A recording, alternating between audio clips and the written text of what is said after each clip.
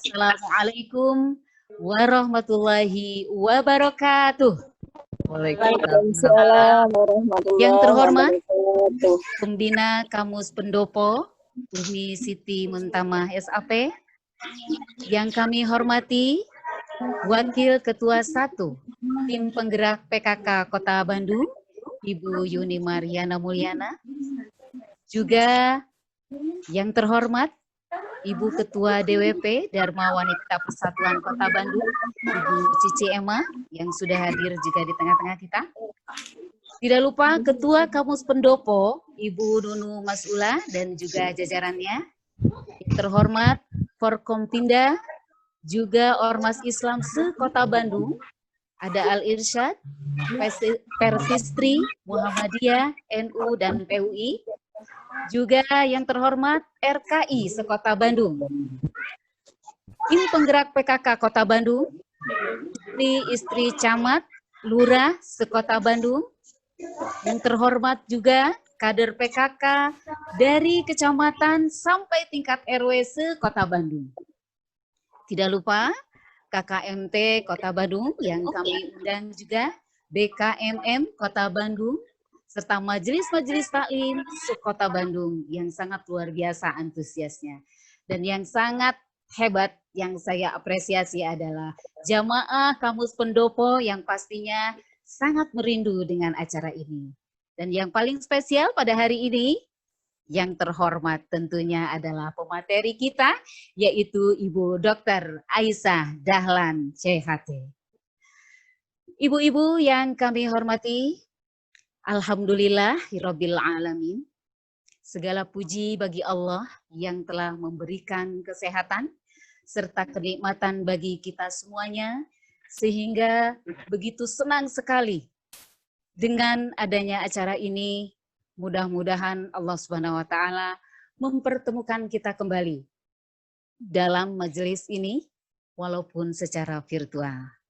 Semoga Allah memudahkan langkah kita untuk bersama-sama menggali ilmu, mendapatkan keberkahan melalui petunjuknya.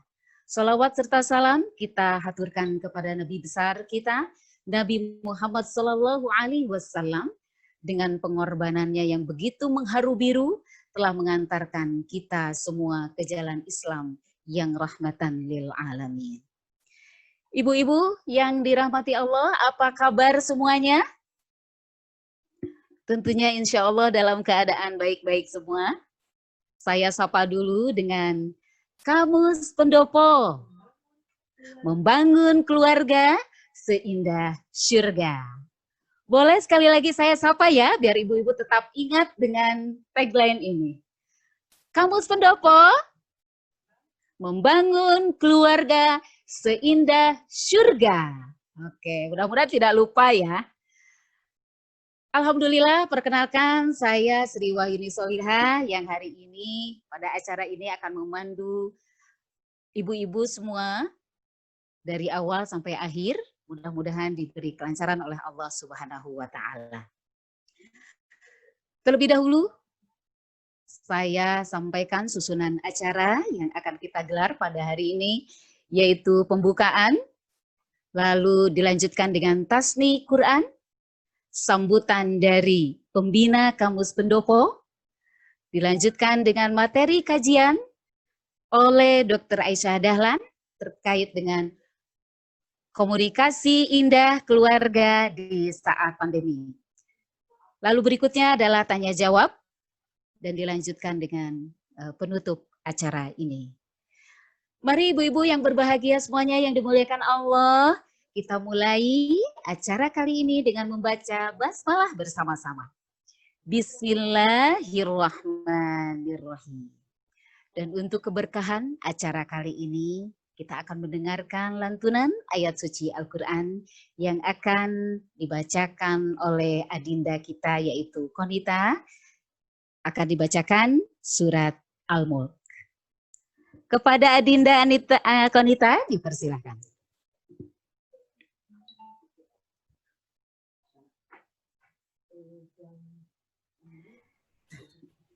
Iya. Sudah ada adinda kita, Konita. Dipersilakan. A'udzu billahi minasy syaithanir rajim. Bismillahirrahmanirrahim. Tabarakalladzi biyadihil mulk wa huwa ala kulli syai'in qadir.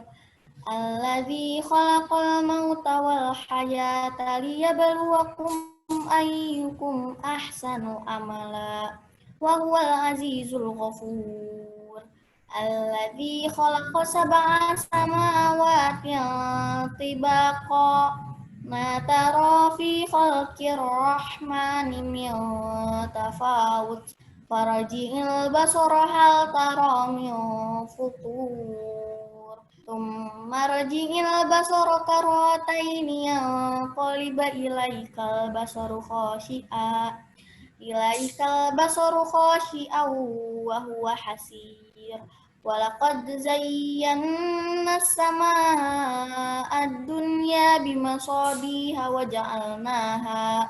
ja'alnaha rujuman lisyayatini wa a'tadna lahum adzabas sa'ir. Walilladzina kafaru bi rabbihim adzabu jahannam wa bi'sal masir. Idza ulqu fiha sami'u laha syahiqan wa hiya tafur takadu tamayyadu minal ghaid kullama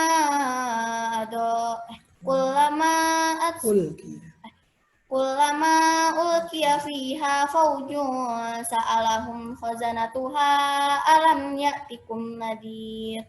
Qalu bala qad ja'ana nadhir fakadzabna wa qulna ma nazzalallahu min syai' in antum illa fi dhalalin kabir. Wa qalu law kunna nasma'u aw naqilu ma kunna fi ashabis sa'ir. Fa'tarafu bidambihim fasuhqan li ashabis sa'ir. Innal ladzina yakhshawna rabbahum bil ghaibi lahum maghfiratu wa ajrun kabir. Wa asirru qawlakum aw jaharu bih innahu alimun bidzatis sudur. Ala ya'lamu man khalaq wa huwal latiful khabir. Huwallazi ja'ala lakumul arda dalulan famshu fi manakibiha wa kulu mir rizqih wa ilaihin nusyur. A'amintum man fis samai ay yakhshifa bikumul arda fa idza hiya tamur. Am amintum man fis samai ay yursila alaikum hasiba fasata'lamuna kaifa nadhir. Walaqad kadzdzaba alladziina min qablihim fakaifa kana nakir. Awalam yarau ila tayri fawqahum saffati wa yaqbid ma yumsikuhunna illa rahman innahu bikulli syai'in basir. Amman hadzal ladzi huwa jundul lakum yansurukum min dunir rahman inil kafiruna illa fi ghurur. Amman hadzal ladzi yarzuqukum in amsaka rizqah bal lajju fi utuwin wa nufur. Afaman yamshi mukibban ala wajhihi ahda amman yamshi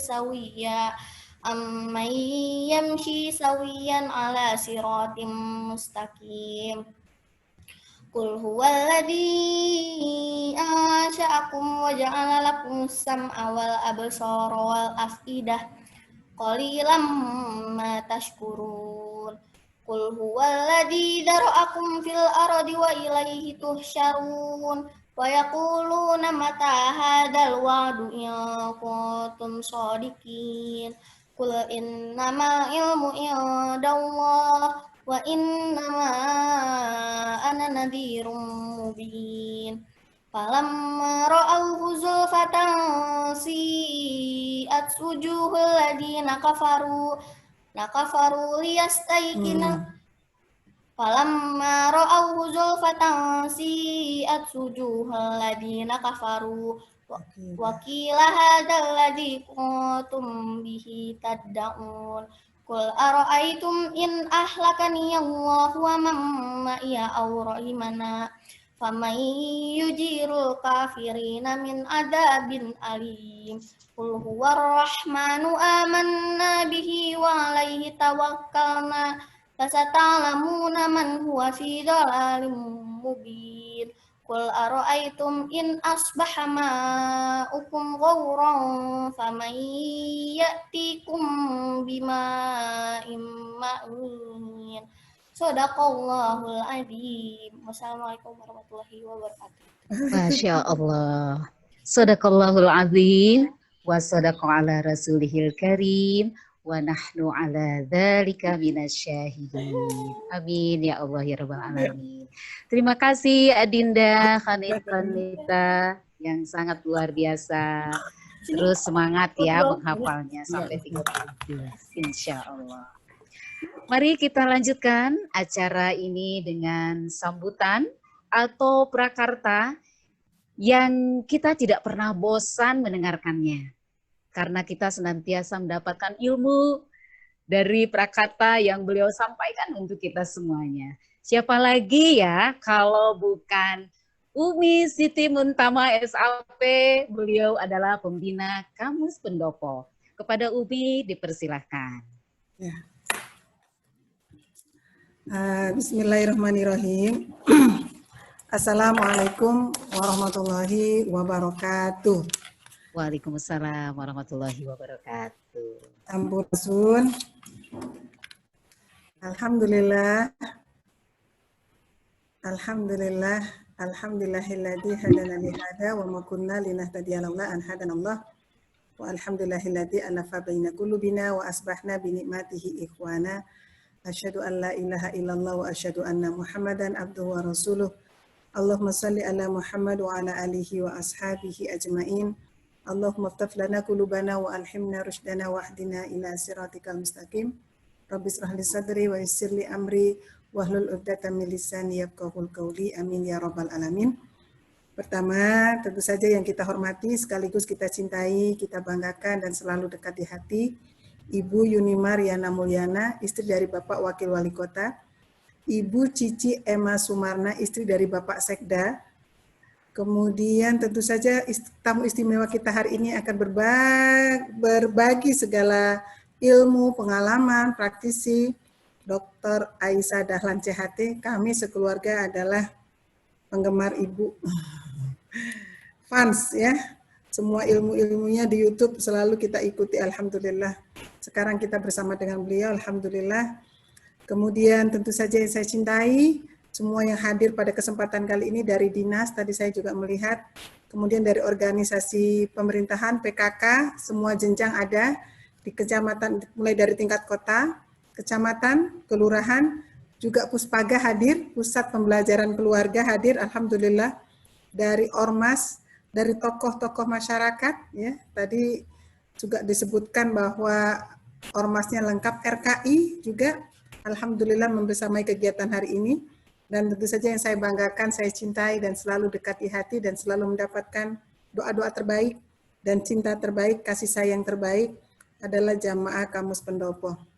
Alhamdulillah tentu saja selalu kita awali dan kita bersamai setiap kesempatan silaturahim indah kita dengan terus saling mengingatkan dalam rasa syukur yang terus menyempurna di hadapan Allah Subhanahu wa taala sebagai salah satu bentuk pengabdian terbaik selama Allah menganugerahkan kita usia sehat di tengah pandemi, menganugerahkan kebaikan, dan salah satu kebaikan yang kita nikmati pada siang hari ini adalah kenikmatan dakwah dan ukhuwah.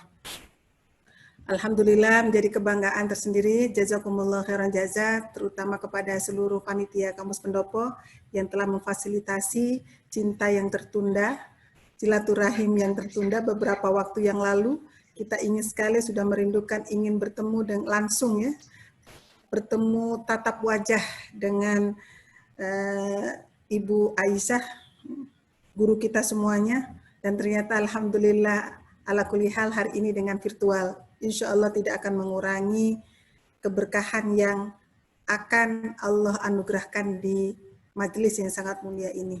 Salam serta salawat insya Allah selalu kita limpah curahkan kepada baginda Nabi Muhammad SAW beserta kaum kerabatnya, para sahabatnya, serta orang-orang yang selalu setia mengikuti dan berjuang bersamanya untuk menghadirkan sunnah-sunnahnya dalam kehidupan pribadi di tengah-tengah keluarga dan memperjuangkannya untuk menjadi tuntunan dan tatanan di tengah-tengah masyarakat. Pertama-tama tentu saja Kampus Pendopo di tengah fase pandemi COVID-19 ini tetap bisa kita lakukan, alhamdulillah. Di fase pandemi COVID-19 yang belum berakhir ini, saya mungkin barangkali pada kesempatan kali ini mengingatkan sesuai dengan pesan cinta dari Pak Wali kepada seluruh warga Kota Bandung untuk terus memperketat protokol kesehatan. Selain pakai masker, cuci tangan, pakai sabun, jangan lupa untuk selalu sehat, dan yang terpenting adalah kita bahagia. Bahagia kita karena kita bersyukur kepada Allah Subhanahu wa Ta'ala. Insya Allah itu akan menjadi salah satu penopang pondasi dari kekuatan imunitas yang kita bangun. Mengingat Kota Bandung beberapa waktu terakhir, terutama pekan-pekan ini, kita diuji kembali dengan bertambahnya jumlah COVID-19 yang terkena COVID-19, sehingga kita perlu untuk saling mengingatkan diri kita, keluarga kita, dan mengamankan keluarga kita. Untuk itu, pada saat Kamus Pendopo ini, keluarga surga adalah keluarga yang antara satu dengan yang lainnya selalu saling memberikan perlindungan terbaik. Tentu saja pada kesempatan kali ini menjadi sebuah kebanggaan dan kebahagiaan dan begitu sangat super istimewa kita akan membahas keterkaitan dengan komunikasi indah dalam keluarga. Dr. Aisyah, di hasil survei disebutkan bahwa di masa pandemi COVID-19 ini ternyata ada persoalan-persoalan keluarga yang muncul. Salah satunya adalah komunikasi, termasuk di Kota Bandung. Mungkin saya sedikit bercerita tentang Kota Bandung. 2,5 juta penduduknya, ada 1.583 RW, 151 kelurahan, 30 kecamatan, dan kita memiliki 700 sampai 800 keluarga dan 700 sampai 800 ribu keluarga dan 165 ribu keluarga adalah perempuan kepala keluarga. Artinya bahwa Kota Bandung ini memiliki banyak sekali keluarga. Untuk itu, di masa pandemi COVID-19 ini memiliki dampak-dampak yang luar biasa, bukan hanya dampak kesehatan, tetapi juga dampak ekonomi, dampak sosial terkecil di dalam rumah, di dalam keluarga, ini ternyata juga menjadi persoalan-persoalan. Dan alhamdulillah pada kesempatan kali ini pernak-pernik untuk tetap menjadikan keluarga kita menjadi keluarga kokoh bisa kita dapatkan dari pertemuan ini.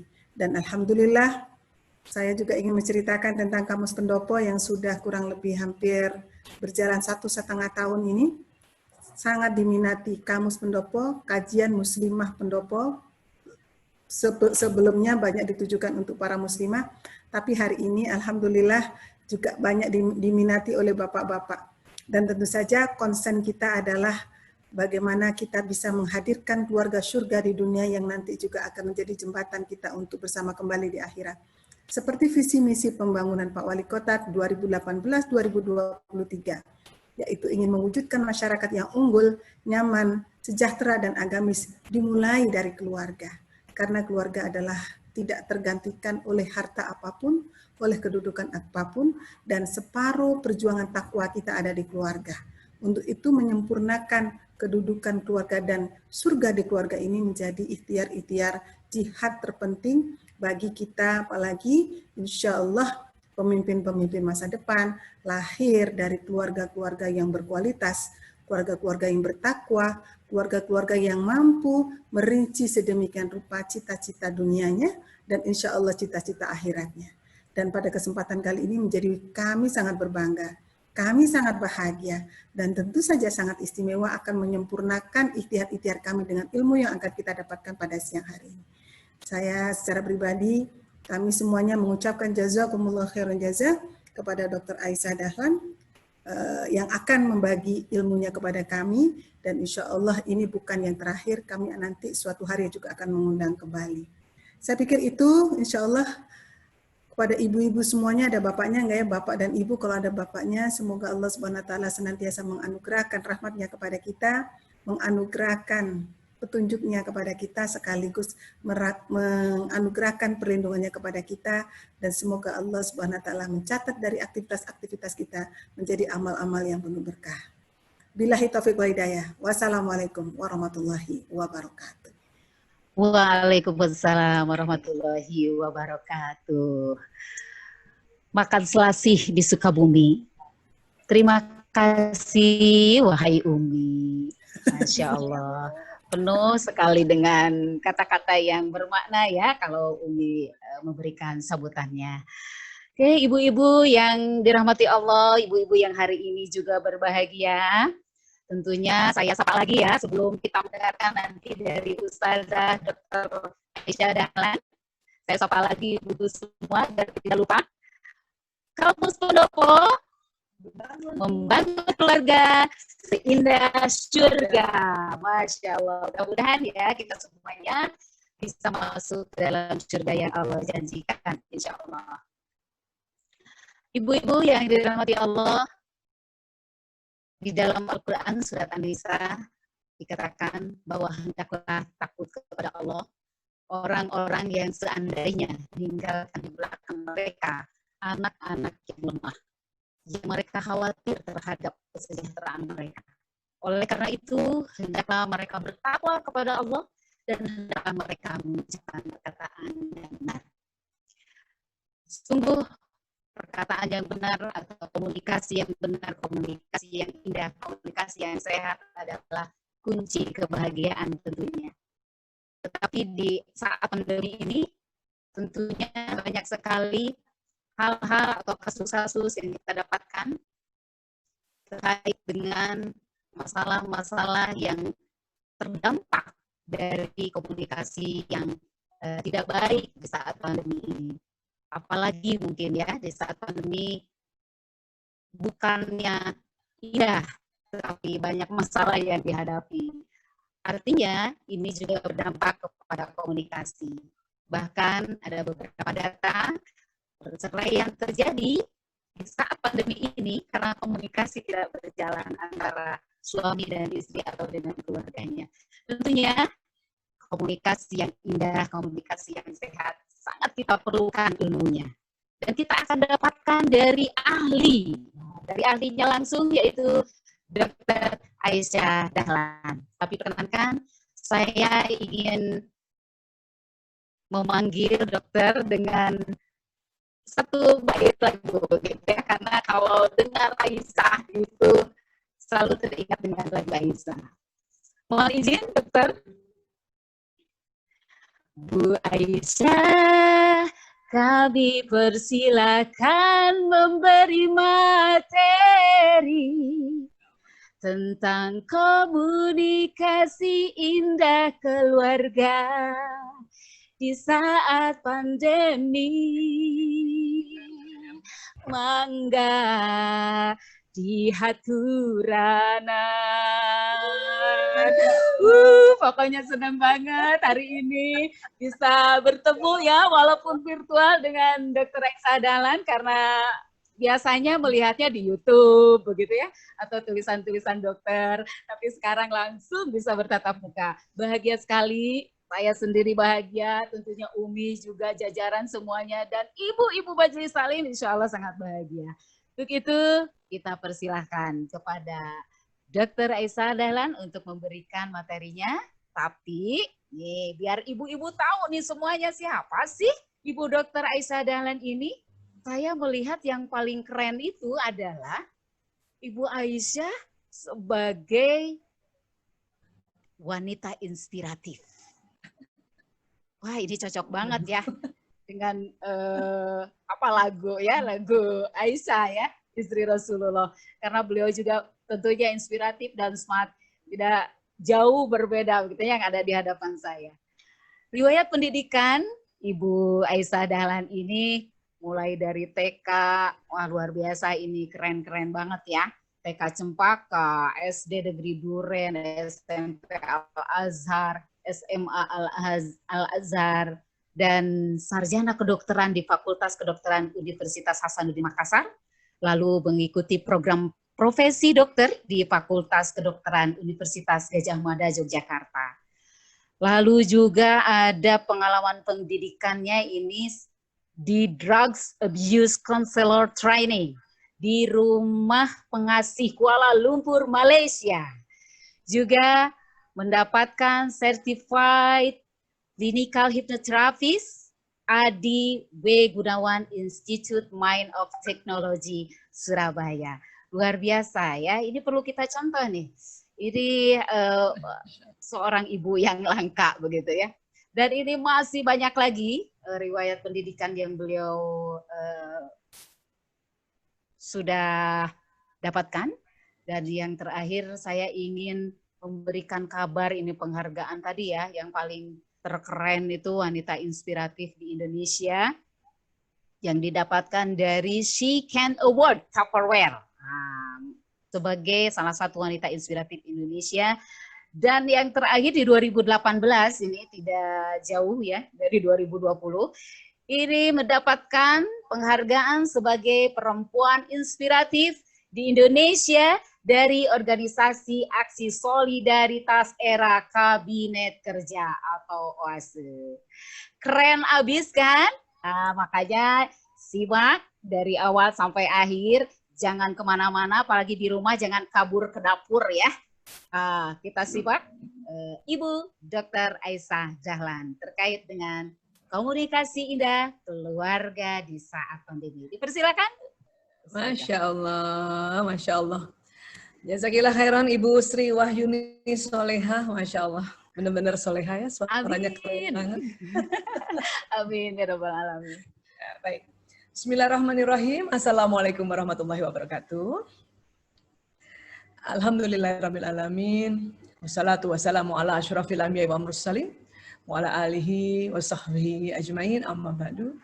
Yang saya hormati dan saya muliakan pembina Kamus Pendopo, Ibu Haja Siti Muntama, SAG, kemudian Ibu Yunimat Yana Mulyana, Wakil 1 MKK Kota Bandung, kemudian Ketua DWP Persatuan Kota Bandung, Ibu Cici Emma, ya, tadi saya sempat lihat semua wajahnya, Alhamdulillah, dan pada Ibu Ustazah Nunu Mas'ulah sebagai Ketua Kamus Pendopo dan jajarannya, dan seluruh ibu-ibu yang hari ini hadir, dan mungkin juga ada bapak-bapak ya, Alhamdulillah, ini insya Allah kita barokah pertemuan siang hari ini, hari Sabtu siang gitu ya, Alhamdulillah, tadi Bu Sri katakan jangan ada yang ke dapur ya.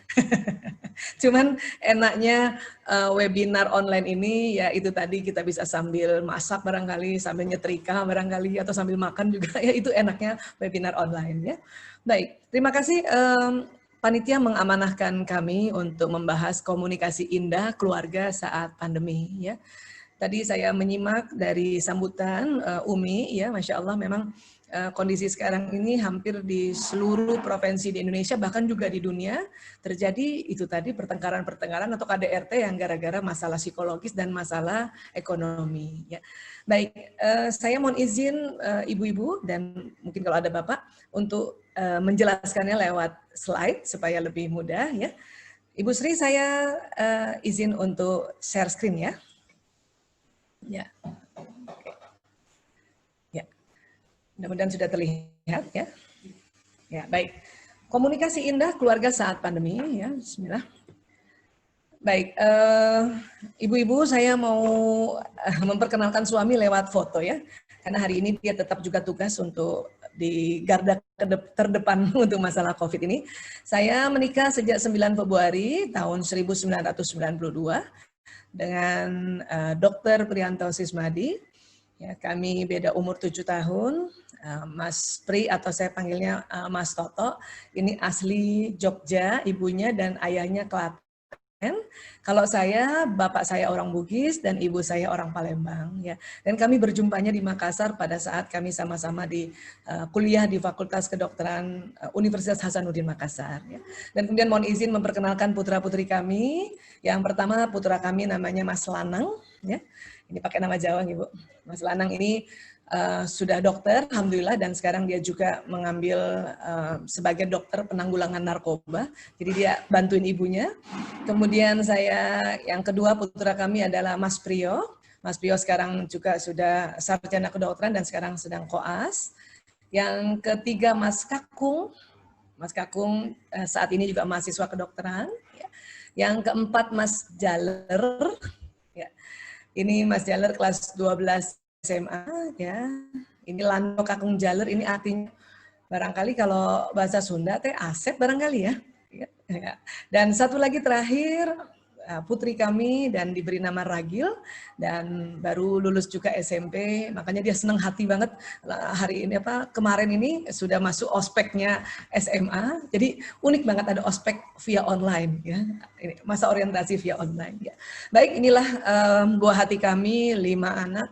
Karena cukup banyak anak kami, makanya saya sendiri harus belajar bagaimana menjadi orang tua yang era sekarang. Ya. Ditambah lagi sekarang pandemi. Nah, intinya begini, ya, supaya rumah aman dan nyaman di tengah pandemi. Ya. Tadi juga sudah disampaikan oleh Umi. Ya. Umi, saya salam hormat kepada Bapak Wali Kota Bandung, ya, dan juga buat Bapak Wali Kota Bandung juga dan Pak Sekda, ya, ini kebetulan semuanya hadir para pasangannya. Salam hormat dan memang betul kita harus jaga kesehatan, jaga kebersihan dan satu lagi menjaga mental kita, ya, supaya bahagia. Itulah tadi menjaga mental, ya. Baik. Kemudian kalau dibilang menjaga mental itu berarti menjaga emosi dan pikiran, ya. Dan emosi dan pikiran itu ada di otak kita, ya, ini di dalam otak. Baik. Ya, mohon izin, ini gambar otak dari berbagai sudut, ya. Jadi otak manusia itu kan terbagi 2, ya. Otak besar dan otak kecil. Ini otak besar dan ini otak kecil. Ini dilihat dari samping kiri. Ini otak yang dikeringkan dalam formalin. Ini yang biasanya para ilmuwan atau anak-anak fakultas kedokteran ini mempelajari otak yang di dalam formalin ini. Kemudian ini otak dilihat dari lateralisasi kiri. Kemudian otak rupanya kalau nanti di dalam kepala kita itu posisinya ya di atas telinga dan di atas mata, ya. Kemudian ini otak dilihat dari depan, ini yang bagian kanan yang saya tunjuk dengan garis ini, kemudian yang bagian kiri yang ini, ya. Dan otak kalau dibelah, nah disitulah kita akan lihat ada otak emosi. Jadi otak emosi itu di dalam otak. Ya, jadi kalau kita lihat kira-kira beginilah ya, di dalam otak. Sering disebutnya limbic system atau sistem limbik. Ya. Bahkan ini juga disebut otak mamalia. Ya. Kenapa? Karena mamalia juga punya otak emosi. Ya. Nah, jadi kalau dari atas, ini kira-kira otak emosi ini ada di tengah. Dia di tengah, di dalam dan di tengah. Ya. Kalau ditanya seberapa besar kira-kira ukuran otak emosi, ya kira-kira sebesar ukuran tangan masing-masing. Ya, gitu. Ya. Bukan berarti yang misalnya kepalan tangannya makin besar, emosinya makin besar, ya, bukan. Itu karena sebetulnya kalau dia lebih besar karena balutan dari kolesterol yang ada di otaknya, ya. Tetapi yang sama adalah otak emosi ini akan ada program-program emosi, ya.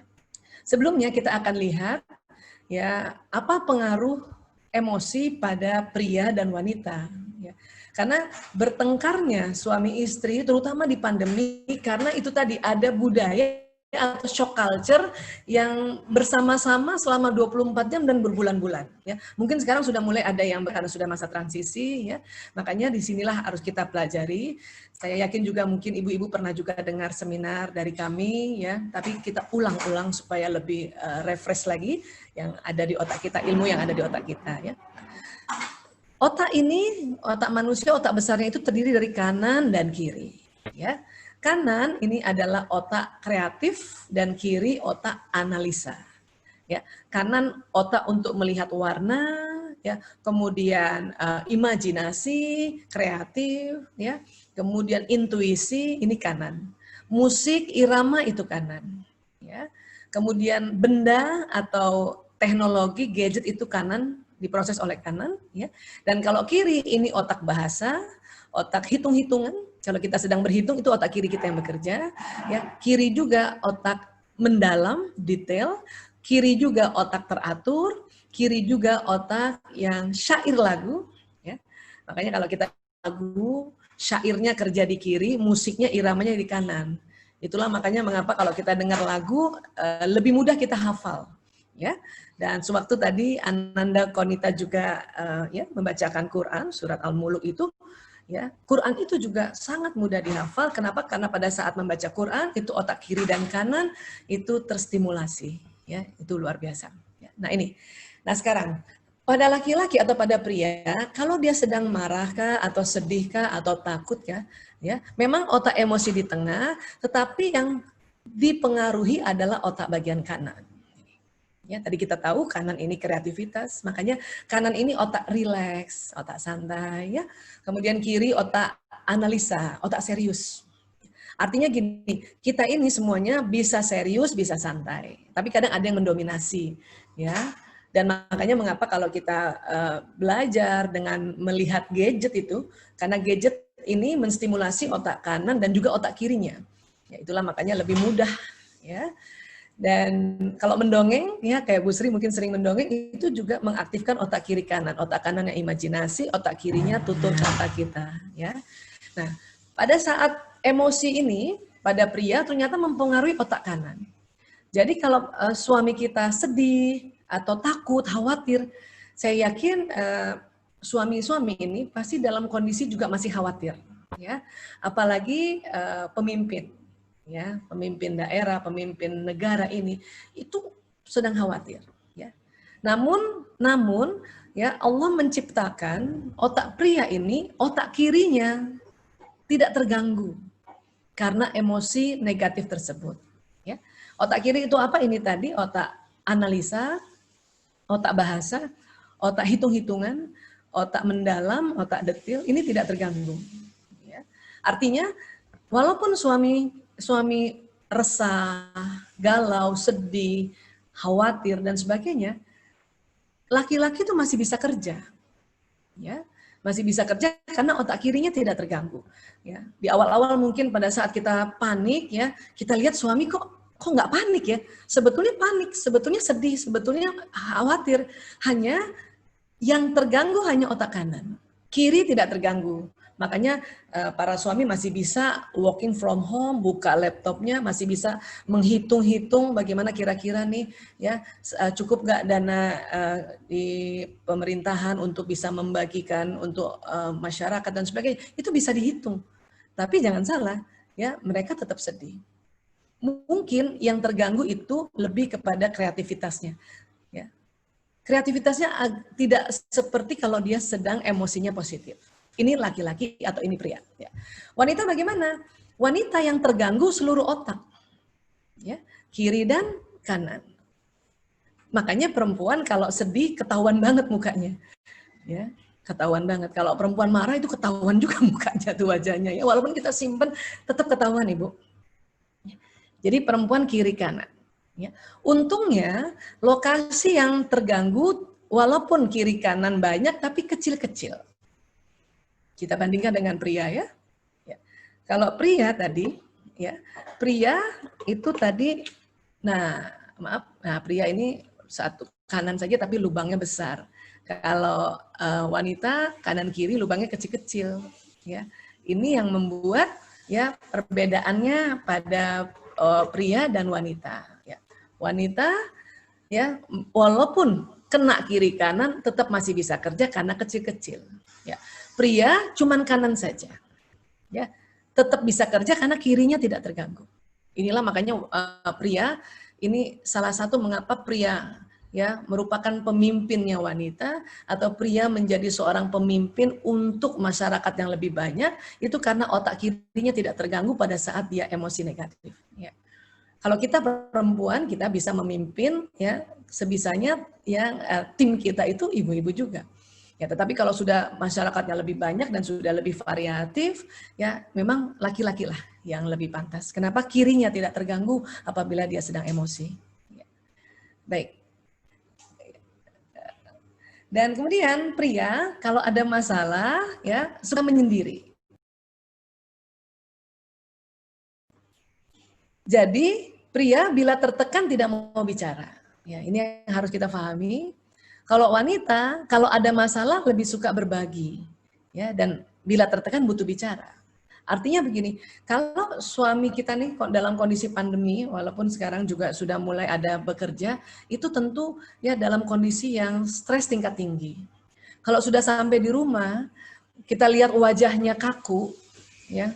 Walaupun laki-laki kalau sampai di rumah 10 menit pertama wajahnya memang rata ya. Ditambah dia stresnya tingkat tinggi, maka dia tambah kaku mukanya. Kadang kita suka tanya kan, ayah capek ya?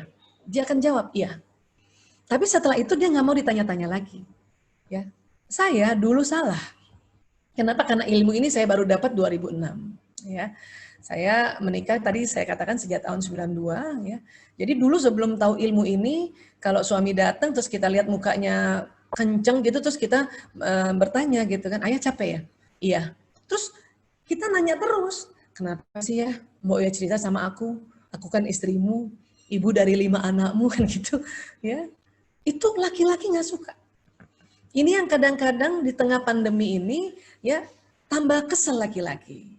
Kenapa laki-laki tambah kesel? Karena itu tadi, laki-laki karena lubangnya besar tadi ya, dia marah kalau misalnya selalu ditanya-tanya, dan laki-laki ini tadi kalau karena lubangnya besar ya, laki-laki kalau sudah marah banget, sedih banget, takut banget, dia akan membentak atau bahkan memukul. Ya, tapi kalau marah biasa, sedih biasa, khawatir biasa, itu belum ketahuan. Tapi kalau udah banget, itu dia akan memukul. Inilah yang terjadi pada saat kita pandemi gitu. Ya, nah kenapa perempuan selalu tanya-tanya sama suami atau tanya-tanya sama anak laki? Karena kita ya menganggap laki-laki kayak kita. Kenapa? Kita perempuan atau wanita kalau ada masalah lebih suka berbagi. Ya, tetapi perempuan juga kalau lagi marah, sering sekali kalau ditanya, bilangnya enggak. Ya, mungkin ibu-ibu pernah rasa ya. Mama marah ya, kita langsung bilang enggak, dan kita nggak mau lihat mukanya suami itu enggak gitu. Umi marah ya sama Abi, enggak, apa sih gitu. Kita selalu bilang tidak. Tetapi dalam hati kita atau di bawah sadar kita, kita selalu ingin tanya lagi dong, tanya lagi dong, tanya lagi dong gitu. Ya. Jadi perempuan itu senang ditanya 3 kali apabila dia sedang marahkah, sedihkah, takutkah, khawatirkah. Ini juga berlaku pada anak perempuan kita. Ya. Jadi kalau misalnya kita lihat anak perempuan kita marah, kita tanya, ya sayang marah ya? Dia pasti enggak. Nah itu berarti harus ditanya. Enggaknya itu belum tentu enggak. Ya. Nah 5 menit lagi kita tanya yang kedua, ya sayang marah ya? Itu sama, kita juga ibu-ibu gitu ya. Mama marah ya? Yang kedua ya, pertanyaan kedua ya. Kita akan jawab, enggak. Tapi sudah mulai, siapa yang marah, rugi amat. Sudah mulai 50-50 nih. Nah, rupanya masih ingin ditanya lagi yang ketiga kali. Makanya yang ketiga barulah bisa perempuan plong bilang iya. Ya, mama marah ya sama papa. Papa nggak pernah ngerti aku. Wah, itu langsung kayak gitu.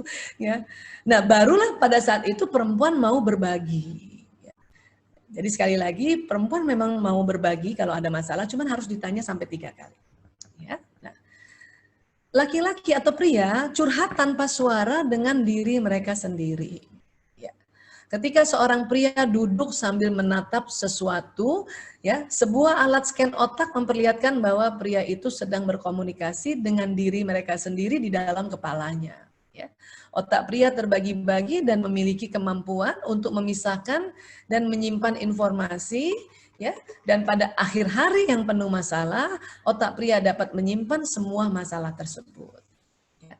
Jadi ini yang tadi saya katakan. Jadi kalau ibu-ibu lihat suami atau anak laki sedang nonton itu, ya itu nggak mau diganggu. Ya, kenapa? Karena pada saat itu dia sedang curhat juga terhadap masalahnya dan sedang mencari alternatif solusi. Atau seperti kayak gini nih, lagi kayak gini nih. Ya. Kita cukup tanya aja, kenapa nak? Misalnya. Enggak, oh ya sudah. Udah, nggak usah. Kenapa sih ibu lihat kamu kayaknya gelisah banget? Kenapa sih mau ya tanya sama ibu ini kan ibumu. Itu anak laki nggak suka. Ya. Nah, makanya itulah kita dicap bawel lah, ya kepo lah dan sebagainya gitu. Ya, jadi biarkan saja. Nah, kenapa? Tunggu suami yang cerita sendiri sama kita. Laki-laki kalau sudah menceritakan sesuatu masalah kepada istrinya atau anak laki bicara ya sudah mau cerita sama ibunya, kalau masalah tersebut waktu dia pikirkan kemudian dia sudah dapat alternatif solusi, baru dia mau cerita.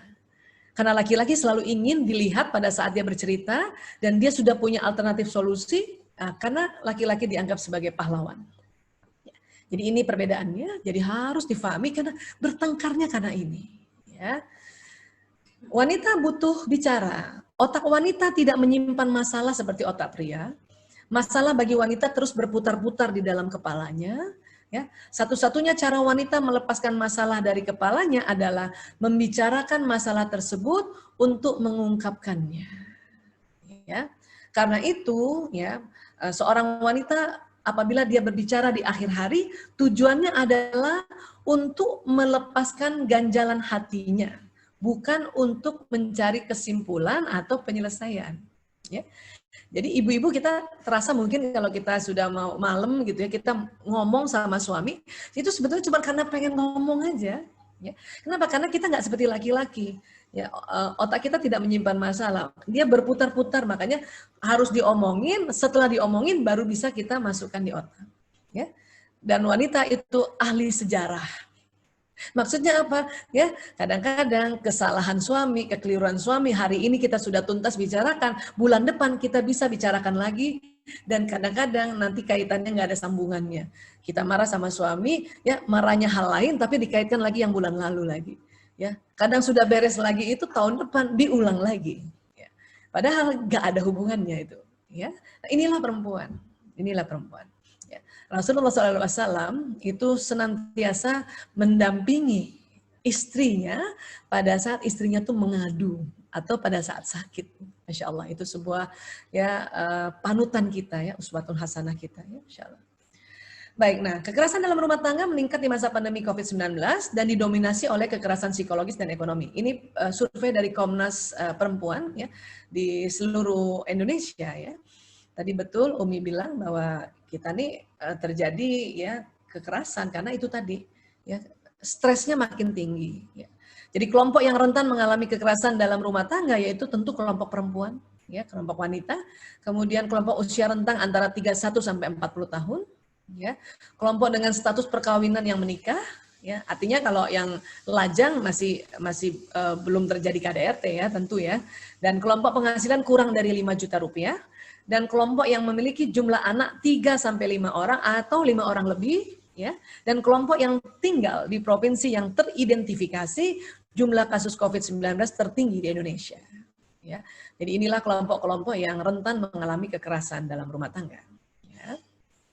Dan wanita mengalami penambahan waktu kerja di rumah 2 kali lipat karena ada tugas tambahan untuk mendampingi anak belajar di rumah yang biasanya dilakukan di sekolah. Ya, dan sampai beberapa bulan nanti ya, mungkin sampai akhir tahun ya, kalau dari pengamatan dari Ikatan Dokter Ahli Anak Indonesia ya, mewanti-wanti untuk jangan buka dulu sekolah. Ya. Jadi kebijakan stay at home memaksa wanita untuk mempelajari teknologi belajar secara online untuk anaknya, dan juga harus ya memenuhi kebutuhan hidup sehat dan bersih, serta pelayanan kebutuhan pangan dan asupan gizi cukup selama masa COVID-19. Ini yang memaksa wanita memberikan waktu berlebih untuk kerja domestik ini. Ya. Ada kalimat memaksa, ada kata memaksa, ya. Apalagi yang untuk teknologi belajar online. Ini memang kita terpaksa belajar loh Bu. Ya. Saya memang orang yang lahir tahun 60-an, tahun 68 saya lahir, memang tidak secanggih anak-anak sekarang gitu. Makanya waktu disuruh ibunya mendampingi anaknya untuk online, itu kita ada ketegangan tersendiri atau ada tekanan tersendiri. Ya, kalau anaknya sudah mulai besar-besar kayak saya itu lebih enak sebetulnya. Kenapa? Karena dia sudah bisa melakukannya sendiri. Tapi kalau yang masih TK, waduh, ya PAUD yang harus pakai online juga, TK, SD, oh Masya Allah, ya. Kita diminta mendampingi, sementara kita juga secara otak kita ya untuk mempelajari teknologi secara online ini perlu waktu. Bukan nggak bisa, tapi perlu waktu. Ya, itu membuat ketegangan. Okay. Dan masalah kerja dari rumah dan belajar dari rumah ini ya tentu ada masalah yaitu jaringan internet nggak stabil, ya, anggaran untuk kuota internet kurang, ya. Dan bagaimana menggunakan teknologi yang ada kerap menjadi permasalahan yang muncul selama masa pandemi COVID-19 ini. Ya. Artinya di tempat-tempat daerah yang juga cukup terpencil dengan saudara-saudara kita yang nggak sanggup beli gadget, itu aduh luar biasa juga perjuangannya itu, Masya Allah. Tentunya ya yang betul-betul diandalkan itu adalah buku-buku paket ya. Kayak Ananda ini ya, dia cuma bisa baca buku paket, nggak punya HP, nggak punya ya. Untungnya masih punya TV, mungkin lewat TVRI. Makanya TVRI sekarang ya untuk pendidikan dia langsung lebih ya mengutamakan ya. Ya ini datanya di 34 provinsi di Indonesia. Ya. Baik, sekarang sebetulnya kita perempuan atau wanita, insya Allah sanggup untuk multifungsi itu. Kenapa? Karena ini tadi, ini otak yang kita belah. Ya. Ini otak bagian dahi yang ini. Ya. Kemudian ada nih bagian melengkung ini yang saya tunjuk. Ya, ini namanya corpus callosum. Ya. Ini bagian otak atau bagian saraf ya yang menghubungkan otak kanan dan kiri. Namanya corpus callosum. Ya, ini perempuan ada corpus callosumnya, laki-laki juga ada corpus callosumnya. Tetapi menurut Dr. Roger Groski, ya corpus callosum wanita lebih tebal dibandingkan otak pria. Ya, bahkan dibilang lebih tebal 30%. Ya, nah karena lebih tebal itulah makanya wanita mampu ya mengerjakan pekerjaan yang tidak saling berhubungan dalam satu waktu. Itunya makanya kemarin pas kita multi ganda kerja ini dan mungkin sekarang sampai beberapa bulan lagi, insya Allah mampu. Cuman mungkin ya karena ada shock culture kita agak capek saja, tapi mampu Ibu. Ya. Kita tuh begini tuh mampu, insya Allah. Supaya kita bisa menjalani semua kerjaan di rumah tangga dan sama anak dan suami indah gitu. Ya kita harus sadar bahwa kita mampu. Allah memberikan anugerah corpus callosum lebih tebal. Ya. Kalau laki-laki, corpus callosumnya lebih tipis. Ya, otak pria dibuat untuk pekerjaan khusus.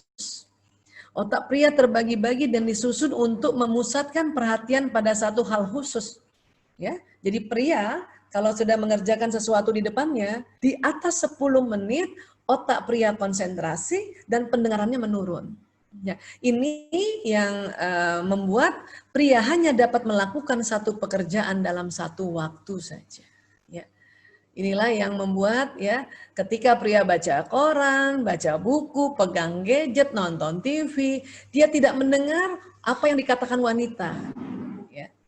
Apalagi kalau kita mengatakannya sambil lalu atau kalau orang Betawi bilang sekelebatan gitu. Suami lagi kayak gini, kita ngomong di belakangnya ya. Ayah makan, itu nggak dengar Bu. Nggak dengar karena sambil lalu kita, dia sedang konsentrasi. Terus kita mulai kesel, ini gimana sih dipanggil makan pada nggak datang kan gitu ya. Makanya kalau mau bicara sama suami atau anak laki itu pantang sambil lalu, pantang cuman lewat sekelebatan gitu. Mereka nggak dengar. Ya. Suami lagi nonton TV atau baca koran terus kita ngomong sekelebatan gitu ya. Ayah nanti malam ada acara. Pas malam kita udah siap, pakai baju, ada acara, dia nanya, ya mau kemana kan gitu. Ya, karena itu sekelebatan kita nggak bisa ya nggak seperti kita perempuan kita lagi masak suami ngomong satu kali aja sambil lalu kita dengar. Kenapa? Karena corpus callosum kita tebal. Ya, ini yang harus kita pahami. Ya, jadi bertengkarnya juga karena ini suami dipanggil satu kali nggak jawab, terpaksa dipanggil 3 kali. Ya. Atau mungkin si istri merasa, ya suamiku cuma pegang gadget doang ya, cuma dia buka gadget aja, kok saya kerja di dapur dia nggak bantu. Ini emang susah. Laki-laki kalau sudah mengerjakan satu, dia nggak bisa bantuin ibu di dapur, Bu. Ya. Kalau ada bapak-bapak, dia kerja dari rumah, ya kemudian dia bantuin ibu, itu keren banget itu. Dan itu masih jarang. Itu kerja keras betul. Tentunya dia kerja keras, mungkin ya dia rajin banget ya ikut taklim, rajin juga baca sirah Rasulullah SAW. Tapi itu kerja keras. Anak laki misalnya, anak laki sedang ngetik di gadget gitu kan, terus kita suruh ambil gelas gitu ya, ambil gelas untuk suruh pindahkan begitu ya. Itu sulit buat anak laki. Sulit, ya. Nah, ini juga nih, anak-anak kan, ya, anak laki-laki. Ya. Anak laki-laki disuruh lagi gini. Nah, ambil minum, nah, itu susah loh, Bu. Makanya dia akan bilang, entar gitu. Ya. Apalagi sekarang, ini generasi menunduk ini, generasi anak-anak kita yang lahir di tahun generasi Z, ya. Dan apalagi yang lahir tahun 2011 ke atas, ini namanya generasi alpha. Mereka lahir kanan kiri sudah gadget. Ya, ibunya mungkin pegang gadget atau bapaknya pegang gadget, syuting dia kelahirannya, bidannya juga pegang gadget, mungkin bidan yang satu, ya, dokternya mungkin setelah itu gadgetnya ada di sekitar. Jadi mereka ini lahir ya pada saat kanan kirinya gadget. Beda sama kita yang lahir tahun 60-an barangkali ya, Umi mungkin lahir tahun berapa Umi? Kita yang lahir tahun 60-an dan 70-an itu lahir kanan kirinya kertas surat. Ya. Jadi beda dengan mereka. Jadi nggak usah heran kalau mereka ya kecenderungan terhadap gadget itu lebih tinggi dibanding kita. Saya masih bisa tuh sekarang ini membacanya di buku, anak-anak membacanya itu di gadget. Dan ini juga harus kita maklumi agar kita nggak terlalu stres. Tinggal kita ajarkan atau bikin kesepakatan sama dia, nah kamu boleh main kah atau nonton kah di gadgetmu, ya yang penting pas azan berhenti sebentar kita sholat ya nak, gitu.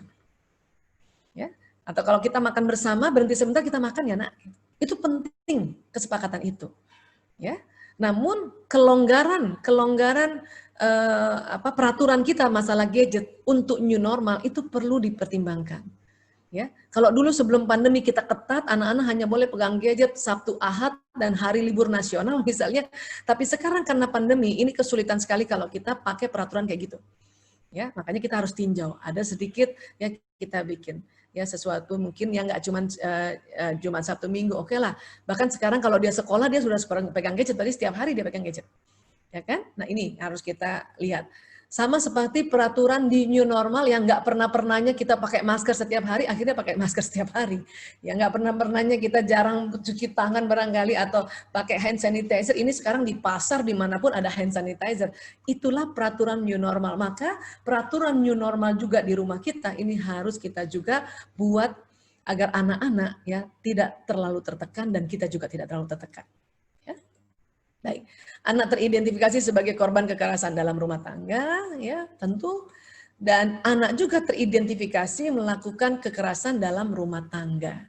Kenapa? Karena itu tadi bosen disuruh main yang nggak pegang gadget, disuruh coba kamu main berdua deh, olahraga deh, sebentar. Kenapa? Karena mereka nggak biasa.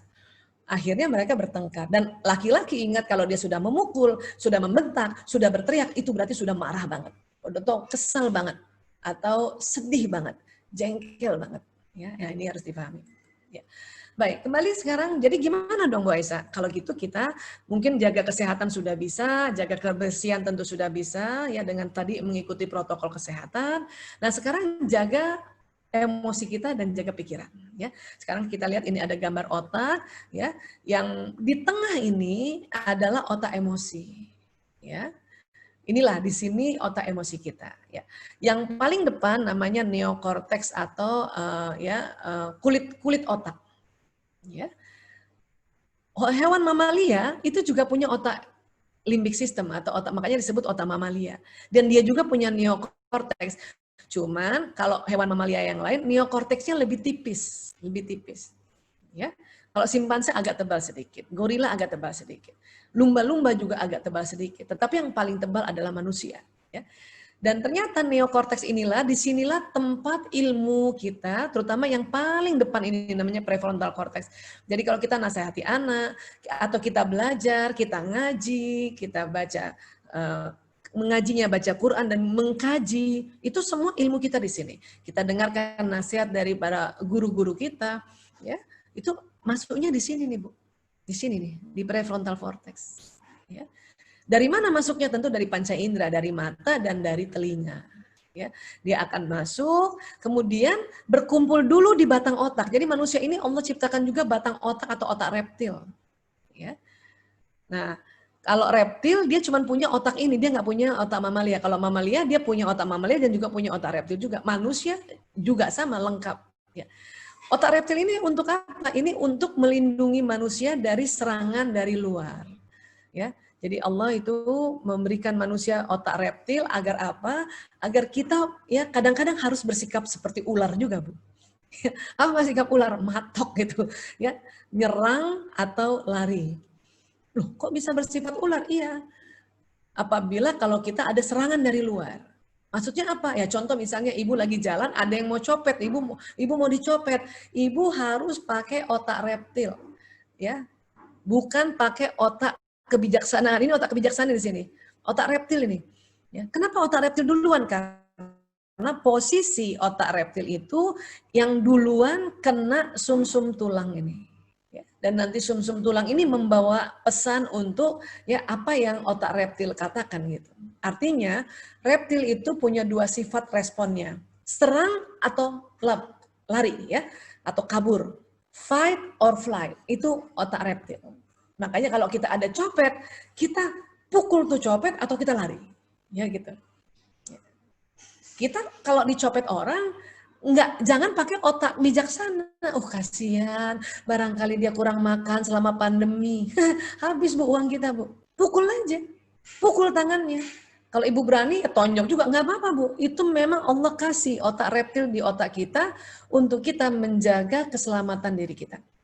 Tiba-tiba ibu jalan, ada anjing kejar ibu, ibu harus fight or flight. Ibu lari kah? Atau kalau ada batu, ibu lempar gitu. Terutama misalnya kalau ibu lihat, anjingnya kok anjing gila ya, kenapa? Liurnya netes-netes, itu bahaya Bu, ada rabiesnya tuh. Ya, ibu harus pakai fight or flight, pakai sifat ular, fight or flight. Ya, nah ini.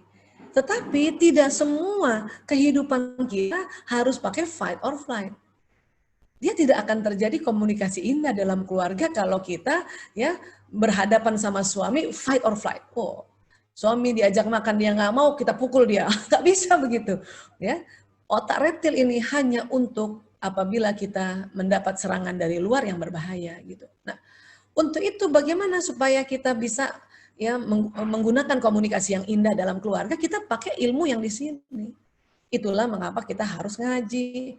Baik ngaji dalam apa yang kita baca di Quran, baca terjemahannya, baca tafsirnya, kita baca hadis, kita baca sirah Rasulullah, kita baca buku-buku parenting, kita dengar ceramah, ya, kita mengkaji, itu kan ilmunya di sini. Tetapi ilmu di sini sering terblokir sementara oleh otak emosi dan otak reptil. Pada saat apa? Pada saat tegang. Ini kaku nih Bu. Makanya ilmu kita kadang kurang. Ya. Padahal makanya kalau walaupun rajin ngaji, rajin ikut taklim, kalau lagi marah, ya, ini otak nih membeku ini, dia kaku. Makanya ilmu tuh ada beberapa detik lupa tuh. Ya, makanya kita kadang-kadang berang juga atau kadang kita kesel juga. Kita terlanjur juga ngomong ya, marah sama anak barangkali atau suami. Kenapa? Ilmu di sini terblokir sementara. Ya. Dan juga kalau kita nasihati anak, kemudian batang otaknya tegang, otak mamalinya tegang, ilmu tidak bisa masuk ke sini. Dia hanya bisa masuk di sini. Di sini ada juga tempat memori, di sini ada memori juga. Kalau yang di prefrontal cortex memorinya jangka panjang, bisa ingatnya cukup lama. Kalau yang memori di batang otak, antara batang otak dengan otak mamalia itu memori yang pendek, short memory. Short memory. Ya. Bu Aisyah, habis anak saya kalau nggak saya bentak, kalau saya nggak kasarin, dia nggak ngerjain. Bisa aja sih Bu. Memang kalau ibu bentak, ya, suruh dia pakai masker sambil dibentak, ya, itu bisa dia kerjakan. Cuman batang otaknya tegang. Dia kepengennya itu sama ibu, dia akan mukul ibu atau lari, dia kunci kamarnya. Itu bahaya. Ya, untung anak-anak masih ada pengendalian diri, kalau enggak betul-betul. Makanya kalau ada kisah anak pukul orang tuanya, itu berarti batang otaknya kaku itu. Ya. Tapi kok dia kerjain? Ya terang aja, di sini ada memori pendek. Dan nanti memorinya itu jalan di sumsum tulang juga, makanya dia kerjakan. Tapi dikerjakan dengan perasaan yang ya beku gitu loh, kaku. Ini bahaya, dan di sini juga otomatis limbik sistemnya, emosinya juga ya menurun. Oke. Nah, ini dia. Ini emosi yang ada di otak kita. Ya, ini yang masuk di dalam limbik sistem. Ya, di sini. Kalau otak reptil cuma 2, fight or flight. Kalau mamalia ini dia lebih variasi. Ada sekitar 10 jenis emosi dan ini semua ada di otak kita. Ya. Dan kok kayak tangga? Ya karena pas dihitung, dia ada frekuensinya dan dia frekuensinya itu berurut gitu. Yang paling rendah adalah apati. Apati ini merasa nggak berguna lagi gitu. Sia-sia, putus asa, ini apati nih. Sedih masih lebih tinggi frekuensinya. Sedih ini makanya masih bisa nangis. Kalau apati ini susah nangis. Ya. Bahkan udah nggak ada energi untuk dia kerja atau ya yang biasanya rajin taklim ini jadi males taklim gitu.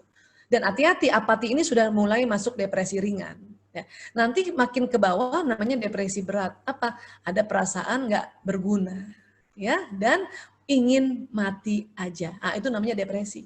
Kalau sudah depresi seperti itu harus dibantu dengan tenaga profesional. Ya. Nah, ini tadi kita sedih, kita takut, kita buru-buru. Ini kalau ibu buru-buru nih, ibu buru-buru mengerjakan apa-apa buru-buru, berarti nafsunya di sini nih, ya. Bukan semangat, ya. Ayo cepetan. Ini acaranya udah mau mulai, misalnya gitu ya. Atau anaknya dibangunin, ayo cepetan, bangun, udah subuh. Nah, itu berarti di sini nih. Kalau semangat lain, semangat juga mungkin, ayo cepet. Cuman muka di semangat ini ketawa gitu.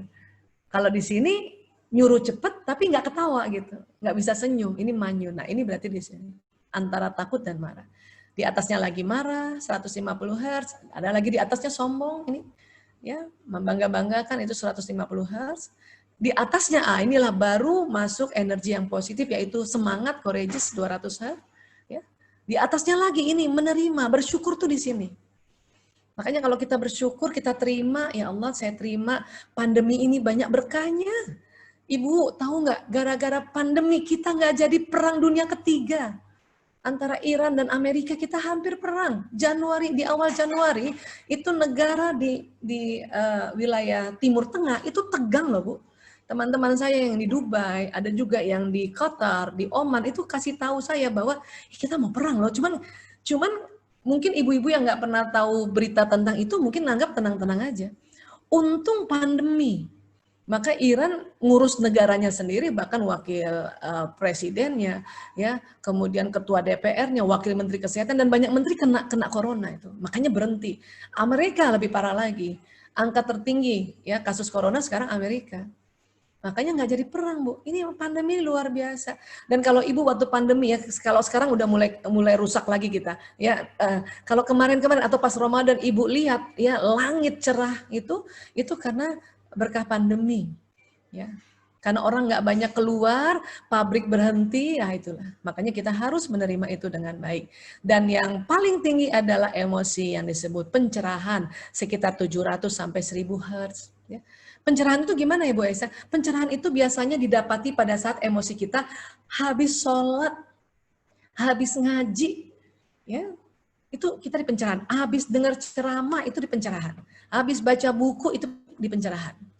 Itulah makanya mengapa kita harus belajar terus, terutama ibu-ibu, agar kita sering ada di pencerahan. Dan inilah yang disebut zona ikhlas. Ya. Ibu-ibu kalau mengerjakan sesuatu, kemudian emosinya semangat, atau bersyukur, atau damai, itu berarti ibu mengerjakannya dengan ikhlas. Ya. Nyetrika baju suami, dengan senang gitu, yes, setrika baju suami, sambil kalau memang ada bakat nyanyi sambil nyanyi-nyanyi, itu namanya ikhlas. Tapi pas mau nyetrika baju suami, ibu kesel, ya banyak banget nih baju harus disetrika. Itu berarti ibu di sini nih, ibu kesel nih marah. Itu belum ikhlas tuh Bu. Kalau bisa berhenti dulu ngerjain setrikanya itu Bu, berhenti dulu masak kalau ibu lagi kesel. Kenapa? Percuma mengerjakan sesuatu nggak ikhlas itu bahaya. Jadi gimana Bu Aisyah? Berhenti setrika, ibu duduk dulu tenang, tarik nafas panjang, ya, terus istighfar, astagfirullahaladzim. Astagfirullahaladzim. Istighfar yang berbisik ya Bu. Itu akan lama-lama nanti naik. Nanti ada perasaan semangat. Baru senang. Silakan kerjakan. Kalau ibu mau bekerja ya di rumah, kerja apapun dengan zona ikhlas. Ciri khasnya semangat. Dan muka tuh udah bisa senyum gitu. Kalau ibu lagi masak, bibirnya manyun ke bawah dan susah diangkat ke atas, berarti ibu lowbat. Berarti ada di sini Bu. Ya, itu di luar zona ikhlas. Rugi ya. Terakhir 2 slide ini ya saya mau kasih tahu. Profesor David Hawkins mengatakan getaran magnet energi di bawah 200 Hz menyebabkan seseorang mudah terserang penyakit. Jika frekuensi energi seseorang di atas 200 Hz, maka dia senantiasa sehat. 200 Hz itu mulai dari semangat tadi Bu, semangat, acceptance, bersyukur, damai, apalagi yang pencerahan.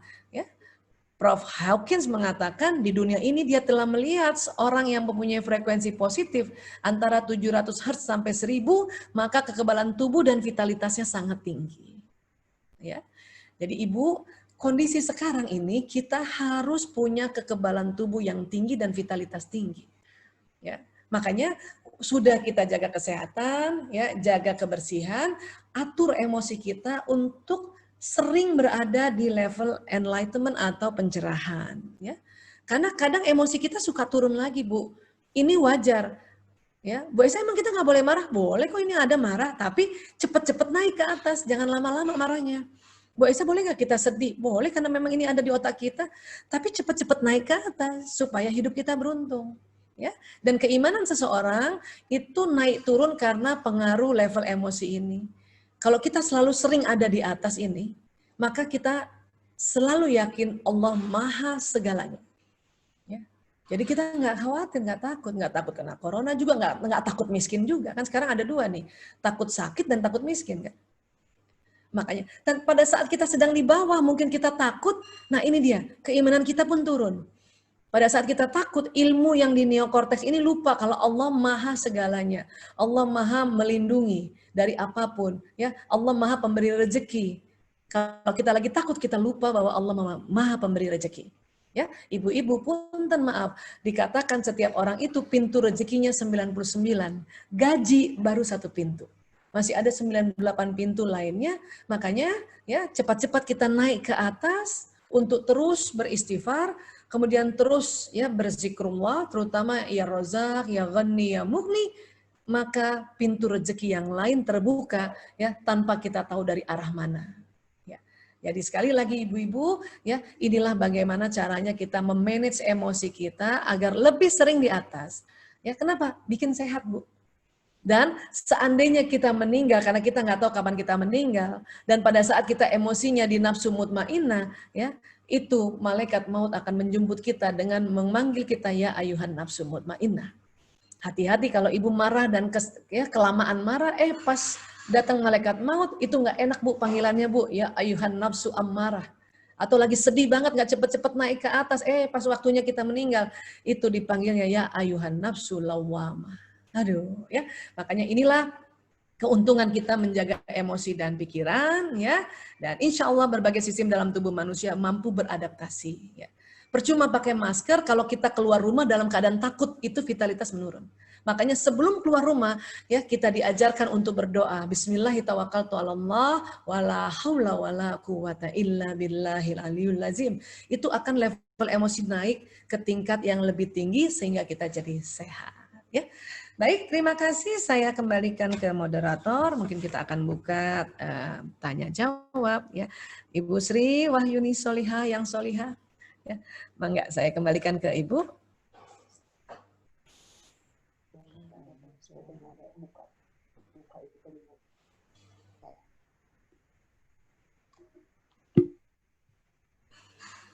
Ya.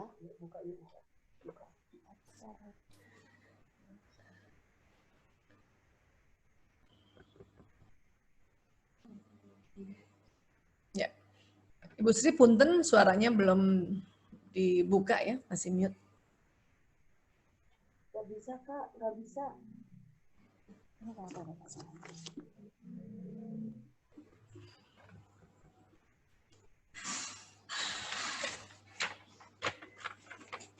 Mangga Ibu.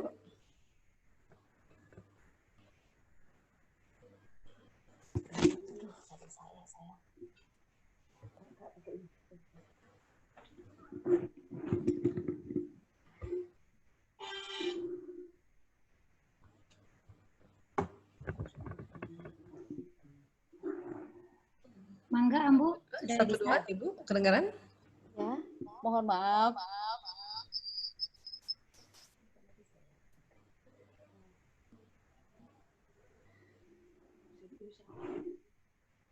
Gak bisa dibuka.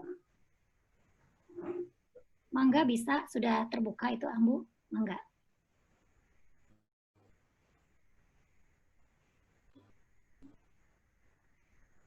Ini di apa ya? Ya, bisa.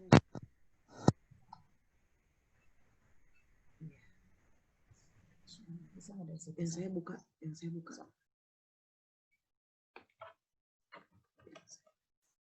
Allahu Akbar. Ini udah dibuka, saya.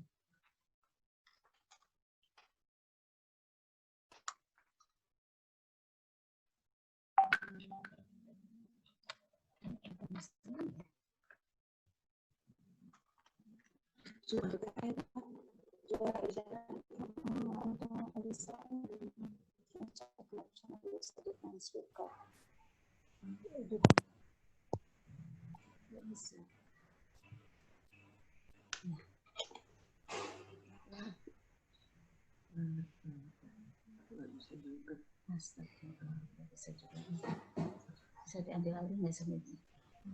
Anggaran suaranya, Bu. Halo? Ada tuh. Ya, alhamdulillah sudah terdengar lagi Bu Dokter? Ya. Oh ya, alhamdulillah, maaf barusan terkendala sedikit masalah di audionya.